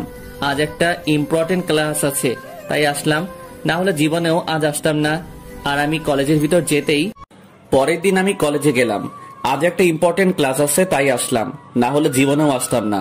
আমি কলেজের ভিতর যেতেই দেখি ওমা, নিধি আপু দেখি আমার আগে কলেজে চলে আসছে। কিন্তু এত তাড়াতাড়ি তো কখনো আসে না কলেজে, নিশ্চিত আমার জন্য আজ এত আগে আসছে। সামনে পেলে খবর আছে, তাই আমি ওনাকে দেখেও না দেখার ভান করে চলে যাচ্ছি। অন্যদিকে নিধি আর তার ফ্রেন্ড রুহি কথা বলছিল মাঠের এক কোনায় দাঁড়িয়ে। রুহি তখন দেখে সীমান্ত নিধিকে দেখে দ্রুত চলে যাচ্ছে। তখন রুহি বলে, নিধি দেখ দেখ, সীমান্ত তোকে দেখে পালিয়ে ক্লাসে চলে যাচ্ছে। আই সীমান্ত, দাঁড়াও বলছি। আমাকে দেখে পালিয়ে যাওয়া হচ্ছে তাই না? দাঁড়াও, আর এক পাও সামনে যাবে না বলে দিলাম। এই রে কাম সারছে, শেষ পর্যন্ত দেখেই ফেললো। কিন্তু এখানে থাকা যাবে না, আগে এখান থেকে পালাই, না হলে এমন কাজ করবে মান সম্মান থাকবে না। তাই আমি শুনেও না শোনার ভান ধরে চলে আসতে লাগলাম। তখন পিছন থেকে নিধি বলে, তুমি কতক্ষণ পালিয়ে থাকবে আমিও দেখবো। নিধির হাত থেকে পালানো এত সহজ না। পিছনে না ফিরে সোজা ক্লাসে চলে আসি। অন্যদিকে নিধির কথা শুনে রুহি অবাক হয়ে বলে, কি রে নিধি, তুই সীমান্তকে তুমি করে ডাকছিস কেন? আর এমন ভাবে বলছিস মনে হচ্ছে তোর বয়ফ্রেন্ড। ও শুধু আমার বয়ফ্রেন্ড না, আমার হবু স্বামীও, বুঝলি? কি বলছিস নিধি? সীমান্ত কবে থেকে তোর বয়ফ্রেন্ড হলো? ও তো তোকে আপু বলে ডাকে, আর আমি যতটুকু জানি বৃষ্টি ওকে পছন্দ করে। শুন, সীমান্ত শুধু আমার আর কারো না, আর আমি সীমান্তকে কারো হতে দিব না। কিন্তু সীমান্ত কি তোকে মেনে নিবে? ও তো উল্টে তোকে দেখে পালাচ্ছে। রুহির হাসি দেখে নিধি রেগে যায়, আর রুহি ধমক দিয়ে বলে, ওই তোর হাসি থামা, না হলে তোর এখন খবর করে ছেড়ে দেব। আর কি বললি? সীমান্ত আমাকে দেখে পালায়? আমিও দেখব ও কত পালাতে পারে। ওর সাথে যদি বিয়ের আগে প্রেম করতে না পারি, তাহলে ওকে বিয়ে করে তারপর প্রেম করব। খুব তাড়াতাড়ি আমার আর সীমান্তের বিয়ে খেতে পারবি। এ কথা বলে নিধির আগে ফুঁসতে থাকে, কারণ নিধিকে নিয়ে কেউ হাসলে তার একদম সহ্য হয় না। আর নিধির কথা শুনে রুহি চুপ হয়ে যায়, কারণ রুহি জানে নিধি একবার যা বলে তা করেই ছাড়ে। তখন রুহি বলে, সরি দোস্ত, আসলে আমি তো জানতাম না যে তুই সীমান্তকে এত ভালোবাসিস। আর দেখলি না সীমান্ত কিভাবে আমাদের দেখে পালালো, তাই আমার হাসি চলে আসে। আচ্ছা চল আমার সাথে। কোথায় যাব? কোথায় আবার? আমার জান পাখিটার কাছে। ওকে একটু মজা দেখাবো। এদিকে আমি ক্লাসে এসে বসে আছি আর বন্ধুর সাথে গল্প করছি, কারণ বাহিরে যাওয়া যাবে না। বাহিরে আমার জম ঘুরতেছে, গেলেই বিপদ। তার চাইতে এখানে বসে থাকা অনেক ভালো। আমি বন্ধুদের সাথে কথা বলছিলাম, এমন সময় দেখি রুহি আপু আসছে আমার কাছে, আর এসেই আমাকে বলল, সীমান্ত তাড়াতাড়ি আমার সাথে আসো। কেন আপু, কি হয়েছে? নিধি মাথা ঘুরে পড়ে গেছে, আমরা ওকে উপরের খালি ক্লাসরুমে শুয়ে রাখছি, তুমি আসো আমার সাথে। আমি এই কথা শোনার সাথে সাথে আপুকে বললাম, কখন হলো এমন, চলেন তাড়াতাড়ি। চলো। কথা বলে আমি আর রুহি আপু যেতে লাগলাম। রুহি আপু আমার আগে আর আমি তার পিছনে। তারপর আপু আমাকে নিয়ে দোতলায় একটা রুমে নিয়ে গেল আর বলল, তুমি ভিতরে যাও, আমি গিয়ে স্যারকে ডেকে আনি। আচ্ছা তাড়াতাড়ি যান। আমি রুমের ভিতরে গিয়ে দেখি নিধি একটা টেবিলের উপর শুয়ে আছে, আর আমি আপুর কাছে যেতেই কে যেন বাহির থেকে দরজা বন্ধ করে দিল। আমি দরজার কাছে গিয়ে দরজা ধাক্কা দিলাম খোলার জন্য, কিন্তু এত বাহির থেকে বন্ধ। তখন পিছনে তাকিয়ে দেখি নিধি আমার দিকে তাকিয়ে হাসছে আর আমাকে বলে, কি মিস্টার সীমান্ত, দরজা খুলে না? আপু আপনি না অসুস্থ? অসুস্থ ছিলাম, কিন্তু ডাক্তার এসে দেখে গেছে এখন সুস্থ। কে ডাক্তার? আর কোথায় ডাক্তার? এই তো আমার সামনে দাঁড়িয়ে তুমি। আর তুমি তো আমার ডাক্তার, ভালোবাসার ডাক্তার। আপু এগুলো কি বলছেন আপনি? আর দরজা খুলতে বলুন, আমি ক্লাসে যাব, আমার ক্লাস আছে। ক্লাসে তো যাবই, তুমি আগে আমার ক্লাসটা করে নাও, তারপর তোমার যেখানে খুশি যাও।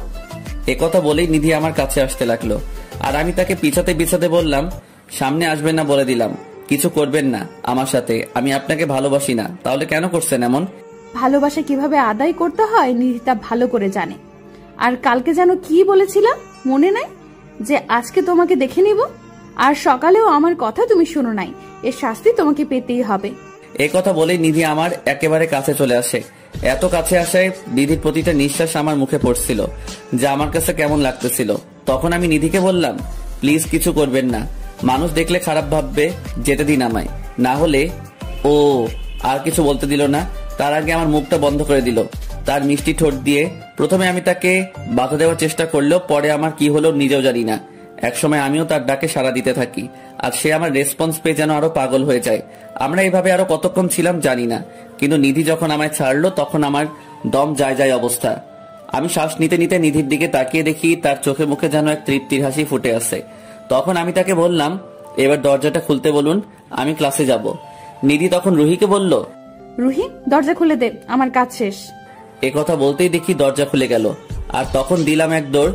আমার দৌড় দেখে নিধি হাসতে হাসতে বলে, আজ বাড়িতে যাও, তোমার জন্য বড় একটা সারপ্রাইজ অপেক্ষা করছে। আর কিছু না, ক্লাসে চলে আসি। তারপর আর আমি বাহিরে বের হই নাই। এভাবে বাকি ক্লাসগুলো করে ছুটি হলে বাড়ি চলে আসি। কিন্তু আমার জন্য যে বাড়িতে এত বড় একটা সারপ্রাইজ অপেক্ষা করতেছিল তা কল্পনাও করতে পারি নাই। কারণ আমি আসতেই আমার ছোট বোন, ভাইয়া হা কর, আমি তোকে মিষ্টি খাইয়ে দেই। আমি মিষ্টিটা খেয়ে ওকে বললাম, কি বাড়িতে কোনো খুশির খবর আছে নাকি যে মিষ্টি খাওয়ানো হচ্ছে? আছে, কিন্তু আমি তোমাকে বলতে পারবো না, নিষেধ আছে, আম্মু বলবে তোমাকে। কেন, তোর কি বিয়ে ঠিক হয়েছে নাকি যে তোর বলতে লজ্জা লাগে যে আম্মু এসে বলবে? আমার না, তোর বিয়ে ঠিক হয়েছে। আচ্ছা, এত ভালো খবর, তাহলে তুই যা, গিয়ে রেডি হতে থাক। আমার বিয়েতে যাবি না? আমি জানি যে আমার বোন আমার সাথে প্রায় সময় দুষ্টুমি করে, এটা ওইটা বলে বেড়ায়, তাই আমি ওর কথাটার কোনো মূল্য না দিয়ে আমার রুমে চলে আসলাম। তারপর ফ্রেশ হয়ে নিচে গিয়ে আম্মুকে বললাম, আম্মু খুব ক্ষুধা লাগছে, তাড়াতাড়ি খেতে দাও। টেবিলে বসে বললাম, একটু অপেক্ষা করো, আমি খাবার দিচ্ছি। তারপর আম্মু আমাকে খাবার দিল। আমি খাবার খাচ্ছি, আর একটা বিষয় খেয়াল করলাম, আম্মুকে আজ একটু অন্যরকম লাগছে। কিন্তু সকালে যখন কলেজে যাই ওই সময় তো সবকিছু ঠিক ছিল, তাহলে এখন কি হলো? তাই আমি আম্মুকে বললাম, আম্মু বাসায় কি কিছু হয়েছে? কেন, বাসাকে কিছু হওয়ার কথা ছিল নাকি? না মানে বাসায় আসতেই সারা আমাকে মিষ্টি খাওয়ালো। ওকে জিজ্ঞাসা করলাম মিষ্টি কেন খাওয়ালো, তখন বলল ওর নাকি বলা নিষেধ, আর এখন তুমিও জানি কেমন করে কথা বলছো, তাই বললাম আর কি। বাসায় কিছু হয়েছে নাকি? বাসায় কি হয়েছে তা তোমার আব্বু আসলে বলবে, এখন খাবার খেয়ে তোমার রুমে যাও। আমি আর কিছুই বললাম না। সবার ব্যবহার জানি কেমন লাগছে, কেউ এসে মুখে মিষ্টি গুঁজে দিচ্ছে, আবার কেউ এমন ভাবে কথা বলছে যে পেট থেকে মিষ্টি বেরিয়ে আসার উপক্রম। তাই আমি আর কিছু না বলে চুপচাপ খেয়ে রুমে চলে আসি। একটু একটু টেনশন হচ্ছে যে বাসায় কি হলো, এটা ভেবে আবার নিজেকে এতটুকু সান্ত্বনা দিচ্ছি যে আমি তো কিছু করি নাই, তাহলে আর আমার কি হবে। এভাবে সারাটা দিন চলে গেল। এর ভিতর অবশ্য নিধি 3 বার কল দিছিল, কিন্তু আমি রিসিভ করি নাই। রাতে আমার রুমে শুয়ে শুয়ে মোবাইল টিপছিলাম, এমন সময় আমার বোন সারা এসে বলল, ভাইয়া তোমাকে আব্বু ডাকছে তার রুমে যেতে। আচ্ছা তুই যা, আমি আসছি। একথা বলেই সারা চলে গেল, আর আমি আব্বুর রুমে যাচ্ছি আর ভাবছি যে আব্বু কি জানি বলে। তখন আবার আম্মু বলল আব্বু নাকি কি বলবে, আর এসব ভাবতে ভাবতে আব্বুর রুমে চলে আসি। আব্বু আমাকে ডাকছেন? বলেন। আমি শুনছি। বলেন। আব্বুর কথা শুনে আমি ঠাস করে মনে হয় আকাশ থেকে পড়লাম। আব্বু কিসের আর কার সম্পর্কে কথা বলছে? তখন আমি বললাম, আপনি কার আর কিসের সম্পর্কের কথা বলছেন? এখন আমার অবস্থা যায় যায়।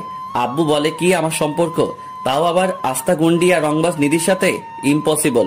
তখন আমি বললাম, আব্বু সব মিথ্যা কথা, আপনাকে মনে হয় কেউ মিথ্যা বলছে আমার নামে। নিধি আপুর সাথে আমার কোনো রকম সম্পর্ক নাই, একদমই বলে দিলাম। পাশ থেকে আম্মু বলে ওঠে, অন্য মানুষ কেন বলতে যাবে? নিধি নিজে বলেছে তোর আর নিধির সম্পর্কের কথা, তোদের 2 বছরের রিলেশন, আর তোরা একে অপরকে নাকি অনেক ভালোবাসিস। আম্মু তোমরা বিশ্বাস করো সব মিথ্যা কথা। হয়েছে, এখন আর মিথ্যা বলতে হবে না, আমরা সব জানি।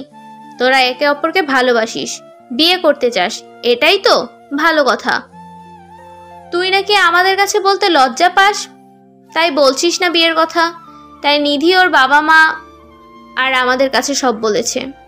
চুপ করে বসে আছি, মাথার উপর দিয়ে এমন ভাবে কথাগুলো যাচ্ছে যে আমি যে কোনো সময় অজ্ঞান হতে পারি। আমার চুপ থাকা দেখে আম্মু আবার বলতে শুরু করলো, আমরা কি তোকে কখনো কোনো কিছুতে না করেছি নাকি? কোনো কিছুতে বাধা দিছি? সব সময় তোর সিদ্ধান্তকে সাপোর্ট করেছি।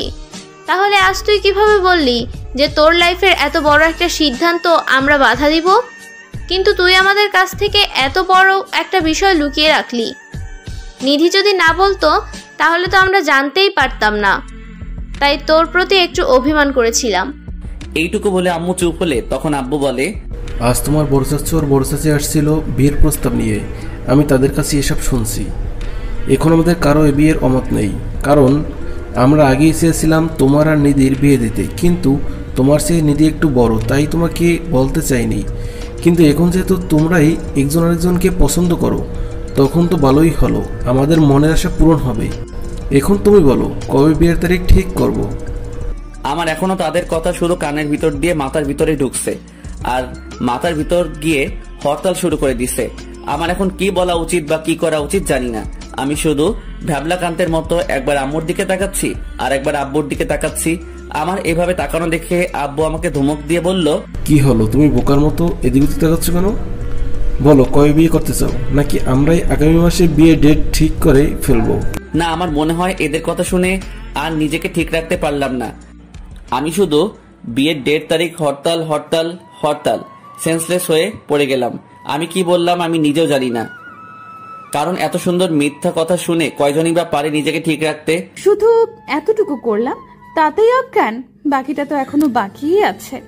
আমার যখন জ্ঞান ফিরল তখন দেখি আমার মাথার পাশে বসে আমার চুলে হাত বুলিয়ে দিচ্ছে, আর আমাকে চোখ খুলতে দেখে একটা হাসি দিয়ে বলল, আমার যখন জ্ঞান ফিরল তখন দেখি নিধি আমার মাথার পাশে বসে আমার চুলে হাত বুলিয়ে দিচ্ছে, আর আমাকে চোখ খুলতে দেখে একটা হাসি দিয়ে বলল, আমার জান পাখিটার কি হয়েছে? বিয়ের কথা শুনে কেউ কি সেন্সলেস হয়ে যায়? হাই হাই, নিধি কিভাবে এ কথা জানলো যে আমি বিয়ের কথা অজ্ঞান হয়ে গেছি? মান সম্মান আর আমার কিছুই থাকলো না।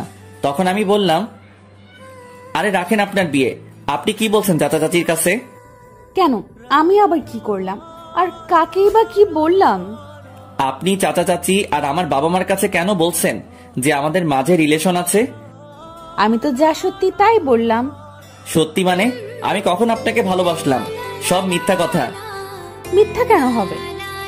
তুমি আমাকে ভালোবাসো আর নাই বাসো, আমি তো তোমাকে ভালোবাসি, আর এখন তোমাকে বিয়েও করব। দেখেন, আমি আপনাকে বিয়ে করতে পারবো না, এই বিয়ে আমি ভেঙে দিব। এ কথা বলার সাথেই নিধি আমাকে ধাক্কা মেরে বিছানায় শুইয়ে দিল, আর আমার উপরে উঠে বসে আমার গলা চেপে ধরে। তারপর বলে, তোর সাথে ভালোভাবে কথা বলাই ভুল। আমি তোর সাথে ভালোভাবে কথা বললেই তুই মাথায় চড়ে বসিস। শুন, বিয়ের বিষয়ে যদি উল্টাপাল্টা কিছু বলিস তাহলে তোর খবর আছে।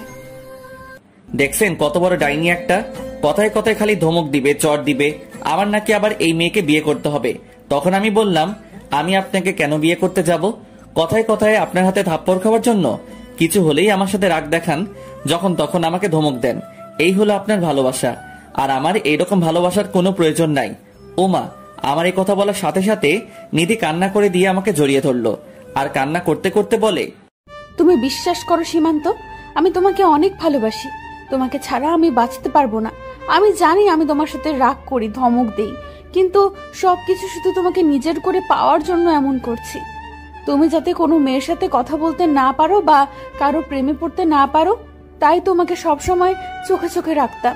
কারণ আমার ভয় হতো তুমি যদি অন্য কারো হয়ে যাও, অথবা আমি যদি তোমাকে হারিয়ে ফেলি, তাহলে আমি যে বেঁচে থাকতেও মরে যাব।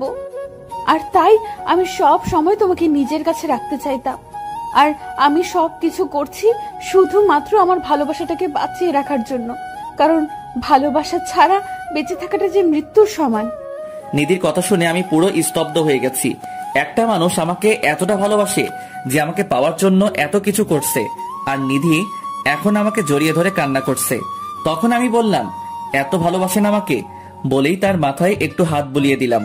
আমি নিধির মাথায় হাত বুলিয়ে দিতেই নিধি আমার বুক থেকে তার মাথাটা উপরে তুলে আমার মুখের দিকে তাকিয়ে থাকলো কিছুক্ষণ, পরে আবার বলতে লাগলো, অনেক ভালোবাসি তোমাকে, আর ভালোবাসি বলেই আজ এত কিছু করলাম। সেদিন যখন বৃষ্টি তোমাকে প্রপোজ করেছে, এটা দেখে আমার কাছে কেমন লাগছিল তা তোমাকে বলে বোঝাতে পারবো না। আমি তো ভয় পেয়ে গেছিলাম তুমি যদি আবার বৃষ্টির প্রেমে পড়ে যাও, তাই আমি ওই দিন বৃষ্টিকে এভাবে মারছি। কারণ আমি সবকিছু হারাতে রাজি, কিন্তু তোমাকে হারাতে পারবো না, কারণ তুমি শুধু আমার, আর আমি তোমার জন্য সব করতে পারি। নিধির কথা যত শুনছি ততই যেন অবাক হচ্ছি। বলে কি মেয়েটা? তখন আমি বললাম, আর আমি যদি রাজি না হই তাহলে কি করবেন? নিধি কিছুটা রেগে গিয়ে বলল, এতক্ষণ আমার কথা শুনে তোমার কাছে কি মনে হয়? আমি যার জন্য এত কিছু করলাম তাকে এত সহজে ছেড়ে দেব? তোমাকে তো আমার কাছে নেবই, তোমাকে তো আমার করে নিবই। হয় আপোষে নেব, না হয় জোর করে। আর যদি তাতে কাজ না হয় তাহলে আগে নিজের হাতে তোমাকে খুন করব, তারপর নিজে খুন হব, তবুও তোমাকে অন্য কারো হতে দেব না। এবার ভেবে দেখো, আমাকে বিয়ে করবে নাকি আমার হাতে খুন হবে? কোনটা করবার সিদ্ধান্ত তোমার।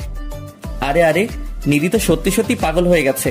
আর যে মেয়ে তার ভালোবাসার মানুষকে পাওয়ার জন্য এত কিছু করতে পারে, আর যাই হোক তার ভালোবাসা মিথ্যা হতে পারে না। তাই আমি তাকে বললাম, আচ্ছা ঠিক আছে, খুন করা লাগবে না। তার মানে তুমি রাজি? রাজি, কিন্তু আমাকে কিছুদিন সময় দেওয়া লাগবে।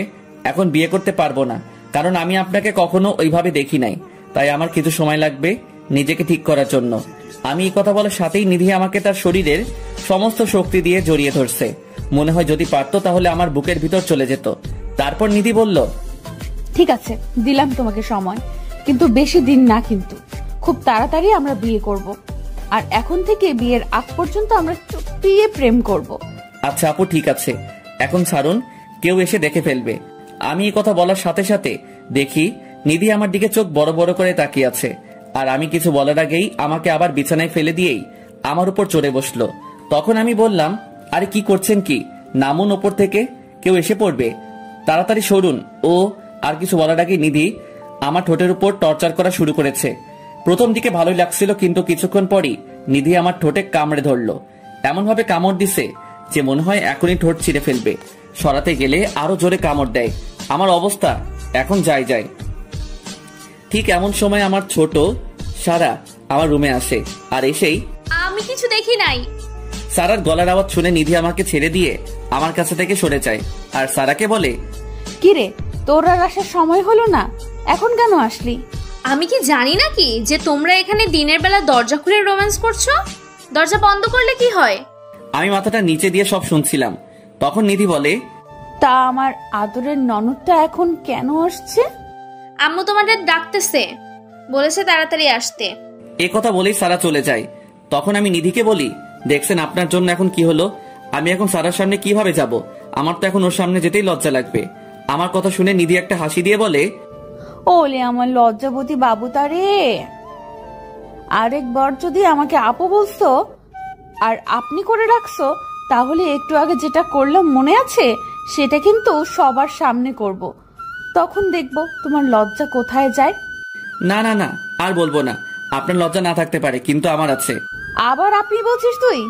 সরি সরি, তুমি আর এমন হবে না। মনে থাকে যেন। এখন চল নিচে যাই, দেখি কি বলে। চলো। এই কথা বলে আমি আর নিধি আম্মুর কাছে যাই। আর আম্মুর কাছে আসতেই আম্মু বলল, কিরে, তুই এখন সুস্থ নাকি ডাক্তারের কাছে নেওয়া লাগবে?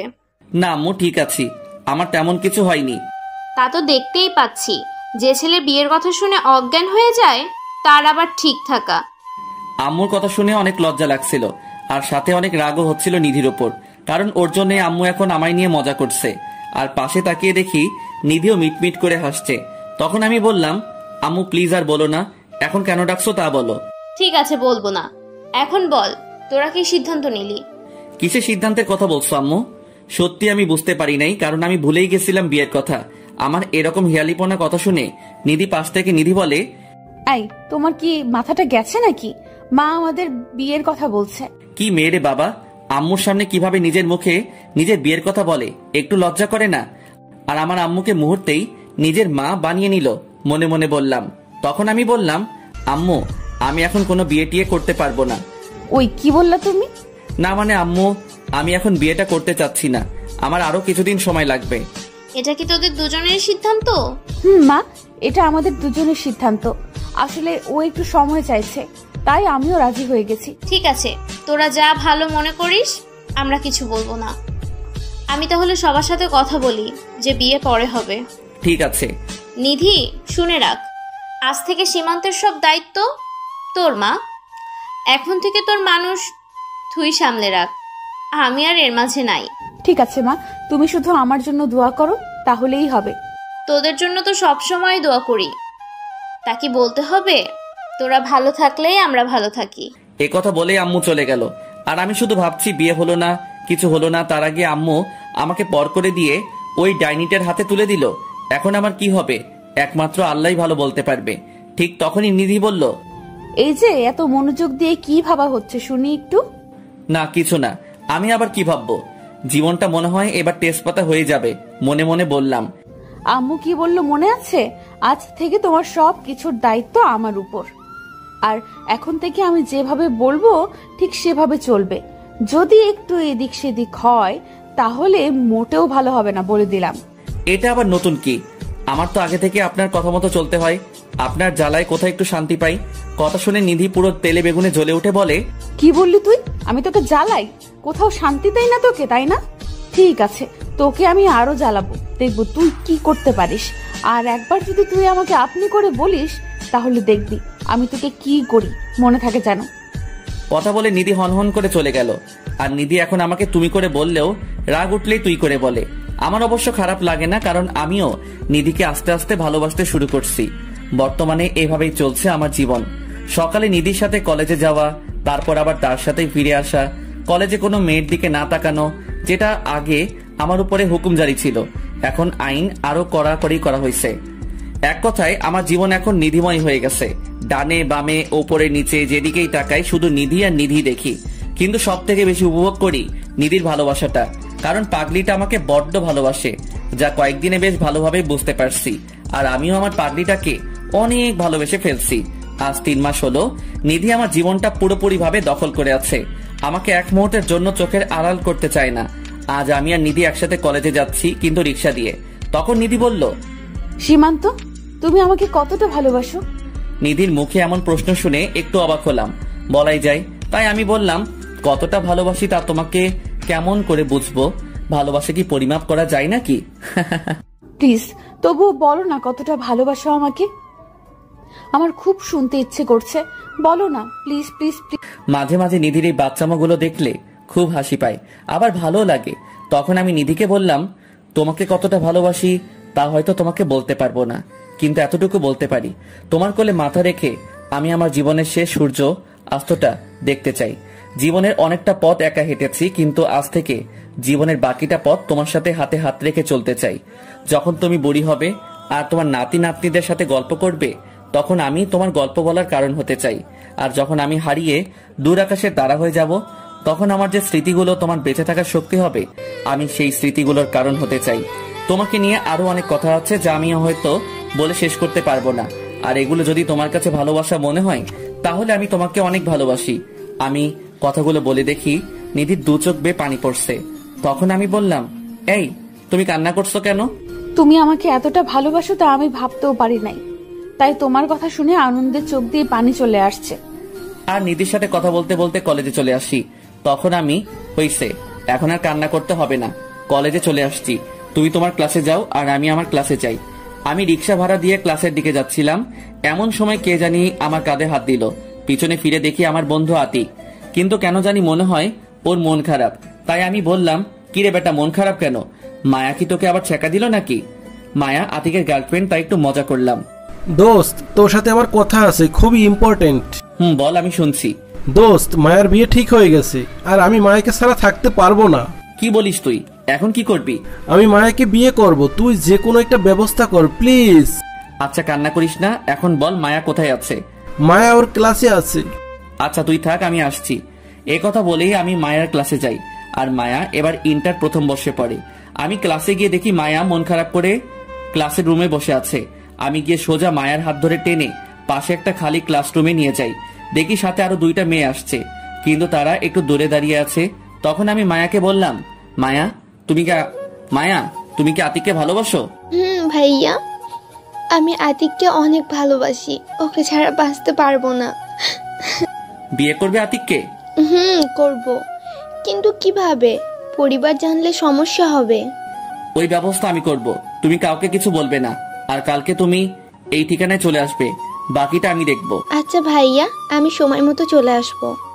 আমি মায়া আর আতিককে সবকিছু বুঝিয়ে দিয়ে আবার কলেজ থেকে চলে আসলাম, কারণ আমাকে এখন তাদের বিয়ের ব্যবস্থা করতে হবে। অন্যদিকে লাগছে অন্য ঝামেলা। আমি যখন মায়াকে ক্লাস থেকে টেনে আনি, তখন সাথে যে 2টা মেয়ে আসছিল, তার মধ্যে একটা মেয়ে নিধিকে বলে, আচ্ছা, সীমান্ত ভাইয়া কি আপনার চাচাতো ভাই লাগে? তা জেনে তুমি কি করবে? তুমি কেন আসছো তাই বলো। কালকে সীমান্ত ভাইয়া আর আমার বান্ধবী মায়া দুজনে বিয়ে করবে এই কাজী অফিসে, তাই আপনাকে বলতে আসলাম। আই মে, কি বলছো তুমি? মাথা ঠিক আছে তোমার? সীমান্ত বিয়ে করবে মানে কি? আমি একটু আগে নিচে দূর থেকে শুনেছি বিয়ের কথা, তারা নাকি কালকে বিয়ে করবে, তাই আমি আপনাকে বলতে এলাম। এখন আপনি বিশ্বাস করলে করেন, না করলে না। আর নিধি মেয়েটার কথা শুনে যেন তার পায়ের নিচ থেকে মাটি সরে গেল। নিধি ভাবছে যে সীমান্ত তার সাথে এটা কিভাবে করতে পারলো। আর এইসব ভেবে নিধির চোখ দিয়ে অঝোর ধারায় পানি ঝরতে লাগলো। সে আর দেরি না করে দ্রুত গেল মায়ের ক্লাসরুমে, গিয়ে ওই মেয়েটাকে বলল, তোমার ফ্রেন্ড মায়া কোথায়? নিধি তখন আরো 2-1 কাছে মায়ের কথা জানতে চায়। তখন তারা বলে মায়া নাকি বাকি ক্লাস না করে চলে গেছে। নিধি তখন দেরি না করে চলে যায় সীমান্তের ক্লাসে, গিয়ে দেখে আতিক ব্যাগ নিয়ে চলে যাচ্ছে। তখন নিধি বলল, আতিক, সীমান্ত কোথায়? তাড়াতাড়ি বল। আপু, আমি খুব তাড়ায় আছি, এখন কথা বলতে পারবো না। সীমান্ত একটু বাইরে গেছে, একটা জরুরি কাজ আছে। কিসের জরুরি কাজ বল আমাকে, না হলে এখান থেকে এক পা সামনে যেতে পারবি না। বলছি কলাটা ছাড়েন আপু, শিয়াব একটু কাজী অফিসে গেছে, কালকে একটা কাজ আছে। এই কথা বলেই আতিক চলে যায় আর নিধি ওখানে বসে পড়ে আর কান্না করতে থাকে। তখন নিধির ফ্রেন্ড রুহি এসে বলে, কি রে নিধি, কান্না করছিস কেন? সীমান্ত আমার সাথে চিট করছে। কি বলছিস এসব নিধি? সীমান্ত তোকে চিট করেছে মানে? সীমান্ত আমার সাথে প্রেমের অভিনয় করে কালকে অন্যজনকে কাজী অফিসে নিয়ে বিয়ে করতে। সীমান্ত তোর সাথে কি করে এমন করতে পারে? তাহলে তুই এখন কি করবি? নিধি চোখের পানি মুছে উঠে দাঁড়ায় আর রুহিকে বলে, সীমান্ত এখন ওই নিধিকে চিনতে পারে নাই। ও আমাকে ধোকা চাইলেও আমি তা হতে দিব না, কারণ নিধি কখনো হাঁটতে শিখে নাই। আমি আজকেই সীমান্তকে বিয়ে করব, তোরা খালি দেখে যা আমার খেলা। এ কথা বলেই নিধি সরাসরি বাড়ি চলে যায়।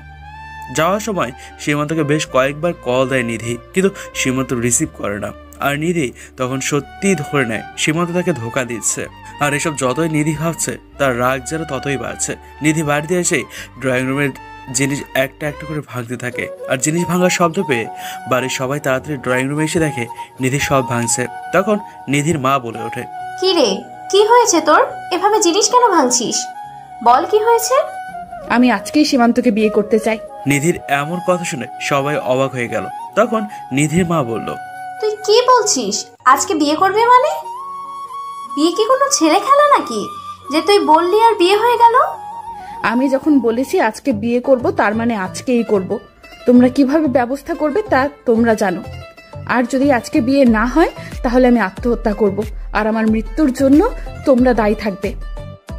নিধির এর কথা শুনে সবাই বেশ ভয় পেয়ে যায়, কারণ নিধি আর যাই বলুক কখনো মরার কথা বলে না। তখন নিধির ভাই নিশাদ বলে, নিধি বোন আমার, তোর কি হয়েছে আমাকে বল, কেন তুই এরকম করছিস? সীমান্ত কি তোকে কিছু বলছে? নিধি তার ভাইয়ের কথা শুনে কান্না করে দেয়। তখন নিধি বলে, ভাইয়া, সীমান্ত আমার সাথে চিট করছে। সীমান্ত চিট করেছে মানে? কি বলিস এসব? হ্যাঁ ভাইয়া, আমি ঠিক বলছি। সীমান্ত আমাকে ঠকিয়ে কালকে অন্য একটা মেয়েকে বিয়ে করছে কাজী অফিসে। নিধি, তোর কোথাও ভুল হচ্ছে। আমরা সীমান্তকে খুব ভালো করে চিনি, ও কখনো এমন কাজ করতেই পারে না। আমার কোথাও ভুল হচ্ছে না। যে মেয়েকে সীমান্ত বিয়ে করছে তার বান্ধবী নিজে আমাকে বলছে, আর আমি সীমান্তের ফ্রেন্ডকেও জিজ্ঞাসা করছি, সেও বলছে সীমান্ত কাজী অফিস গেছে। তার মানে আমি নিশ্চিত সীমান্ত আমাকে ছেড়ে অন্য মেয়েকে বিয়ে করছে। নিধির কথা শুনে সবাই কিছুতেই বিশ্বাস করতে পারছে না সীমান্ত এমন কাজ করবে। তাই আবার নিশাদ বলে, তারপরও আমার মনে হয় এখানে অন্য কোনো বিষয় আছে যা তুই হয়তো জানিস না। তাই তুই সীমান্তকে ভুল বুঝতেছিস। একটু সময় নে, দেখবি সব ঠিক হয়ে যাবে। আমার কোনো ভুল হচ্ছে না, আর তুমি বলছো সময় নিতে? আমি এখানে সময় নিয়ে বসে থাকি আর ওইদিকে সীমান্ত বউ নিয়ে চলে আসুক, তা তো আমি হতে দিব না। আমি আজকেই বিয়ে করব, তাতে আমার ধারণা ঠিক হোক আর ভুল হোক। আর যদি আজকে বিয়ে না হয় তাহলে আমি আজকেই আত্মহত্যা করব। এখন ভেবে দেখো তোমরা কি করবা, আমার বিয়ে দেখবা নাকি আমার মরা মুখ দেখবা? এই কথা বলেই নিধি তার রুমে চলে যায়। সে রুমে গিয়ে সীমান্তকে কল দিতে থাকে, কিন্তু সীমান্ত কল এখনো রিসিভ করছে না, কারণ সীমান্তের ফোন পকেটে চাপ লেগে সাইলেন্ট হয়ে যায়। ফলে সীমান্ত বুঝতে পারছে না যে কেউ তাকে কল দিচ্ছে। এদিকে নিধির এরকম কথা শুনে সবাই মিলে আলোচনা করে সিদ্ধান্ত নেয় যে আজকে রাতে পারিবারিকভাবে নিধি আর সীমান্তের বিয়ে হবে। পরে একসময় বড় অনুষ্ঠান করা হবে। নিধিকে বিয়ের কথা বলতেই নিধি অনেক খুশি হয়ে যায় আর মনে মনে রাখতে থাকে সীমান্তের ওপর। নিধি ভাবছে একবার বিয়েটা হয়ে যাক, পরে সীমান্তকে দেখে নেবে। তারপর নিধির পরিবারের সবাই মিলে সীমান্তের বাসায় চলে যায়, কারণ বিয়েটা সীমান্তের বাসায়ই হবে। অন্যদিকে আমি কলেজ থেকে বের হয়ে আর বাসায় যাইনি। সারাদিন অনেক জায়গায় ঘুরে আতিক আর মায়ার বিয়ের সব ব্যবস্থা করে ফেলছি, যাতে কালকে তাদের বিয়ে দিতে কোনো সমস্যার মুখোমুখি হতে না হয়। আর এসব করতে করতে প্রায় সন্ধ্যা হয়ে আসছে। সারাদিন মোবাইলটাও হাতে নেই, তাই পকেট থেকে ফোনটা না হাতে নিতেই চোখ আমার কপালে উঠেছে, কারণ মোবাইলে চেয়ে দেখি নিধি কল দিছে 100 বার, আম্মু কল দিছে 40 বার। আব্বু কতবার দিছে তা না হয় নাই বললাম, আমার ফোন যে সাইলেন্ট হয়েছিল আমি বুঝতেই পারি নাই। তখন আমি আম্মুকে কল দিলাম, আর আম্মু, ওই হারামজাদা তুই কোথায় আছিস? আম্মু আমি একটা কাজে আসছিলাম, তার জন্য বাড়িতে আসতে পারি নাই, আর আমার ফোনটা সাইলেন্ট ছিল, তাই তোমাদেরকে কল ধরতে পারি নাই। আরে রাখ তোর কাজ, তুই যেখানেই আছিস 30 মিনিটের মধ্যে বাসায় আসবি। আচ্ছা আমি আসতেছি, কিন্তু বাসায় কি কিছু হয়েছে নাকি? তুই তাড়াতাড়ি বাসায় আয়, তাহলে নিজেই দেখতে পারবি বাসায় কি হয়েছে। এ কথা বলেই আম্মু কলটা কেটে দিল, কিন্তু আমি কিছুই বুঝতে পারলাম না আম্মু এভাবে কেন কথা বলল। আর বাসায় অনেক চিৎকার চেঁচামেচির আওয়াজ শুনেছিলাম মোবাইলে। আবার নিধিকে কল দিলাম কয়েকবার, সেও কল ধরল না। মনে হয় রাগ করে আছে আমার উপর, কারণ পাগড়িটাকে আজ সারাদিন কল দেই নাই। আর এসব কথা ভাবতে ভাবতেই বাসায় চলে আসি। আমি বাসার ভিতরে যেতেই আব্বু বলল, সারাদিন কোথায় ছিলে তুমি? আব্বু একটা কাজ ছিল, তাই একটু বাইরে ছিলাম। যাও তাড়াতাড়ি এগুলো পরে রেডি হয়ে আসো। আমি তো আব্বুর ব্যবহারে অবাক হয়ে গেছি, কারণ আব্বু কখনো আমার সাথে রাগ করে কথা বলে না। আর তার চাইতে বেশি অবাক হয়েছি বাসায় যখন নিধির পরিবারের সবাইকে দেখলাম। তখন আমি বললাম, আব্বু এখন পাঞ্জাবি পরে কি হবে? তোমার আর নিধির বিয়ে এখন, বেশি কথা না বলে তাড়াতাড়ি এগুলো পরে রেডি হয়ে আসো, কাজই এখনই চলে আসবে। আমি আর কিছু বলার সাহস পেলাম না, কারণ আব্বু এমনিতেই রেগে আছে, কিন্তু রেগে থাকার কারণটা এখনো আমার অজানা। আর কারো কাছে কিছু জানতে চাইবো যে সে অবস্থাও নাই, কারণ সবাই যে যার মতো ব্যস্ত। তাই আর কিছু না বলে চলে গেলাম আমার রুমে। কিন্তু নিধিকে আসার পর থেকে দেখলাম না, কোথায় আছে কে জানে। আমি রেডি হয়ে রুমে বসে আছি, এমন সময় আমার বোন সারা এসে বলে, ভাইয়া নিচে আসো, সবাই তোমার অপেক্ষা করছে। আসতেছি, কিন্তু এগুলো কি হচ্ছে আমাকে একটু বলবি বোন? কি আবার হবে, তোমার বিয়ে হচ্ছে, বাকিটা বিয়ের পর জানতে পারবে। এখন নিচে আসো তাড়াতাড়ি। খুব অনুনয় করে বললাম, কি আর করা, গেলাম নিচে। গিয়ে দেখি কাজী সহ সবাই চলে আসছে। নিধিকেও খুব সুন্দর করে বউ সাজানো হয়েছে, দেখতে একদম ডানাকাটা পরীর মতো লাগবে। তারপর আমাকেও নিধির পাশে বসানো হলো। কিন্তু একটা বিষয় খেয়াল করলাম, আমি নিধির দিকে 2-3 বার তাকালেও নিধি আমার দিকে সেইভাবে তাকায়নি। আর নিধির চেহারা দেখে স্পষ্ট বোঝা যাচ্ছে যে নিধি কোনো বিষয় রেগে আছে, কারণ নিধির চেহারায় তখন রাগটা স্পষ্ট ভেসে উঠেছে। কিছুক্ষণ পর কাজী আমাদের বিয়ের কাজ শুরু করলো। তখন কাজী সাহেব আমাকে কবুল বলার জন্য বলে, আমি একটু সময় নিয়ে কবুল বলে দিলাম। তখন কাজী সাহেব নিধিকে বলে কবুল বলতে, আর নিধি সাথে সাথেই কবুল বলে দেয়। মনে হয় কবুল বলার জন্য কোনো কবুল প্রতিযোগিতায় উঠছে, যে তাড়াতাড়ি বললেই জিতে যাবে। তারপর আমাদের বিয়ে সম্পূর্ণ হয়ে গেল।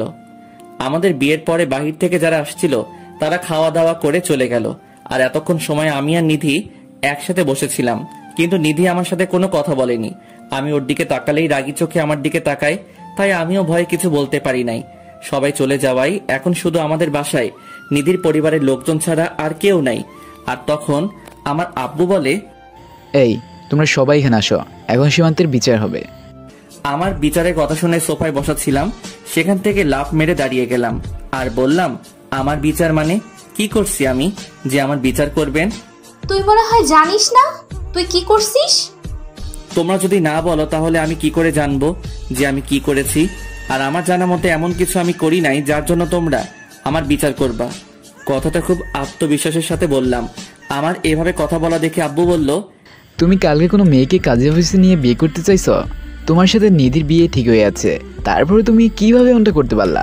তুমি না নিধিকে ভালোবাসো? এসব মিথ্যা কথা। কে বলছে এসব আপনাকে? মিথ্যা কথা কেন হবে? নিধি নিজে আমাদের সব বলছে। আব্বুর কথা শুনে আমি নিধির দিকে তাকাই, দেখি নিধি কান্না করছে।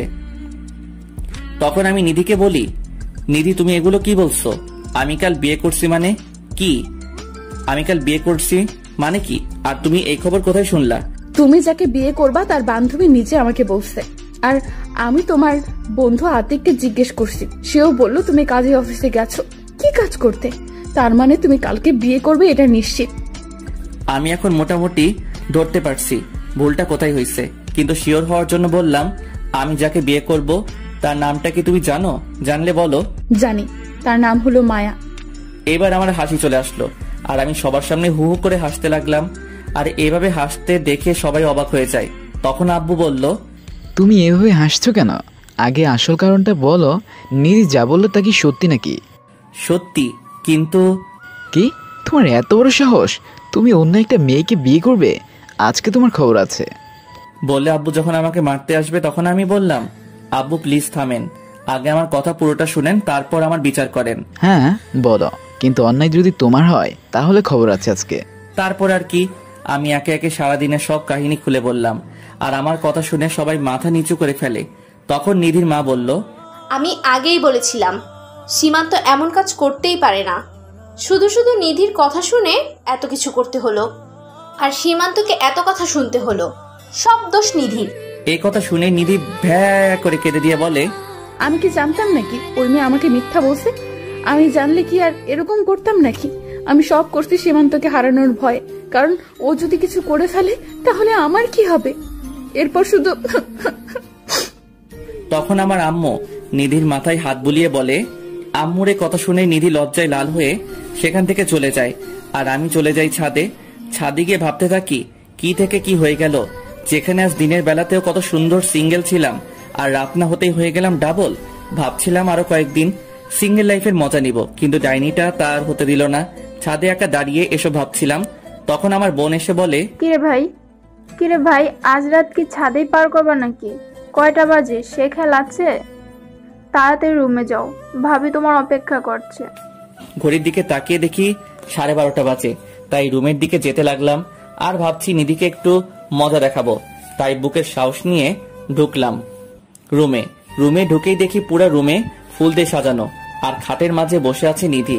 আর আমাকে দেখে নেমে এসে সালাম করলো আর বলল, ওযু করে আসো, একসাথে নামাজ পড়ে নেই। তারপর আমি ওযু করে এসে দুজনে একসাথে নামাজ পড়ে নিলাম। আর নামাজ পড়ে আমি খাটে বসতেই নিধি আমাকে জড়িয়ে ধরে আর বলে, প্লিজ আমাকে ক্ষমা করে দাও, আমি বুঝতে পারিনি। ঠিক আছে, দিলাম ক্ষমা করে। তাহলে এখন আমাকে আদর করো, আমার না খুব আদর আদর পাচ্ছে। আমি এখন কিছুই করতে পারবো না, সর, আমি ঘুমাবো। নিচে আম্মু কি বললো ভুলে গেছো? আদর না করলে তাদের কথা কেমনে রাখবো? আমি কিছু জানি না তুমি কিভাবে তাদের কথা রাখবে। আমি কিছু করতে পারবো না। আমার কথা শোনার সাথেই নিধি রেগে যায় আর আমাকে বিছানায় ফেলে দিয়ে আমার উপরে শুয়ে বলে, ঠিক আছে, তোমার কিচ্ছু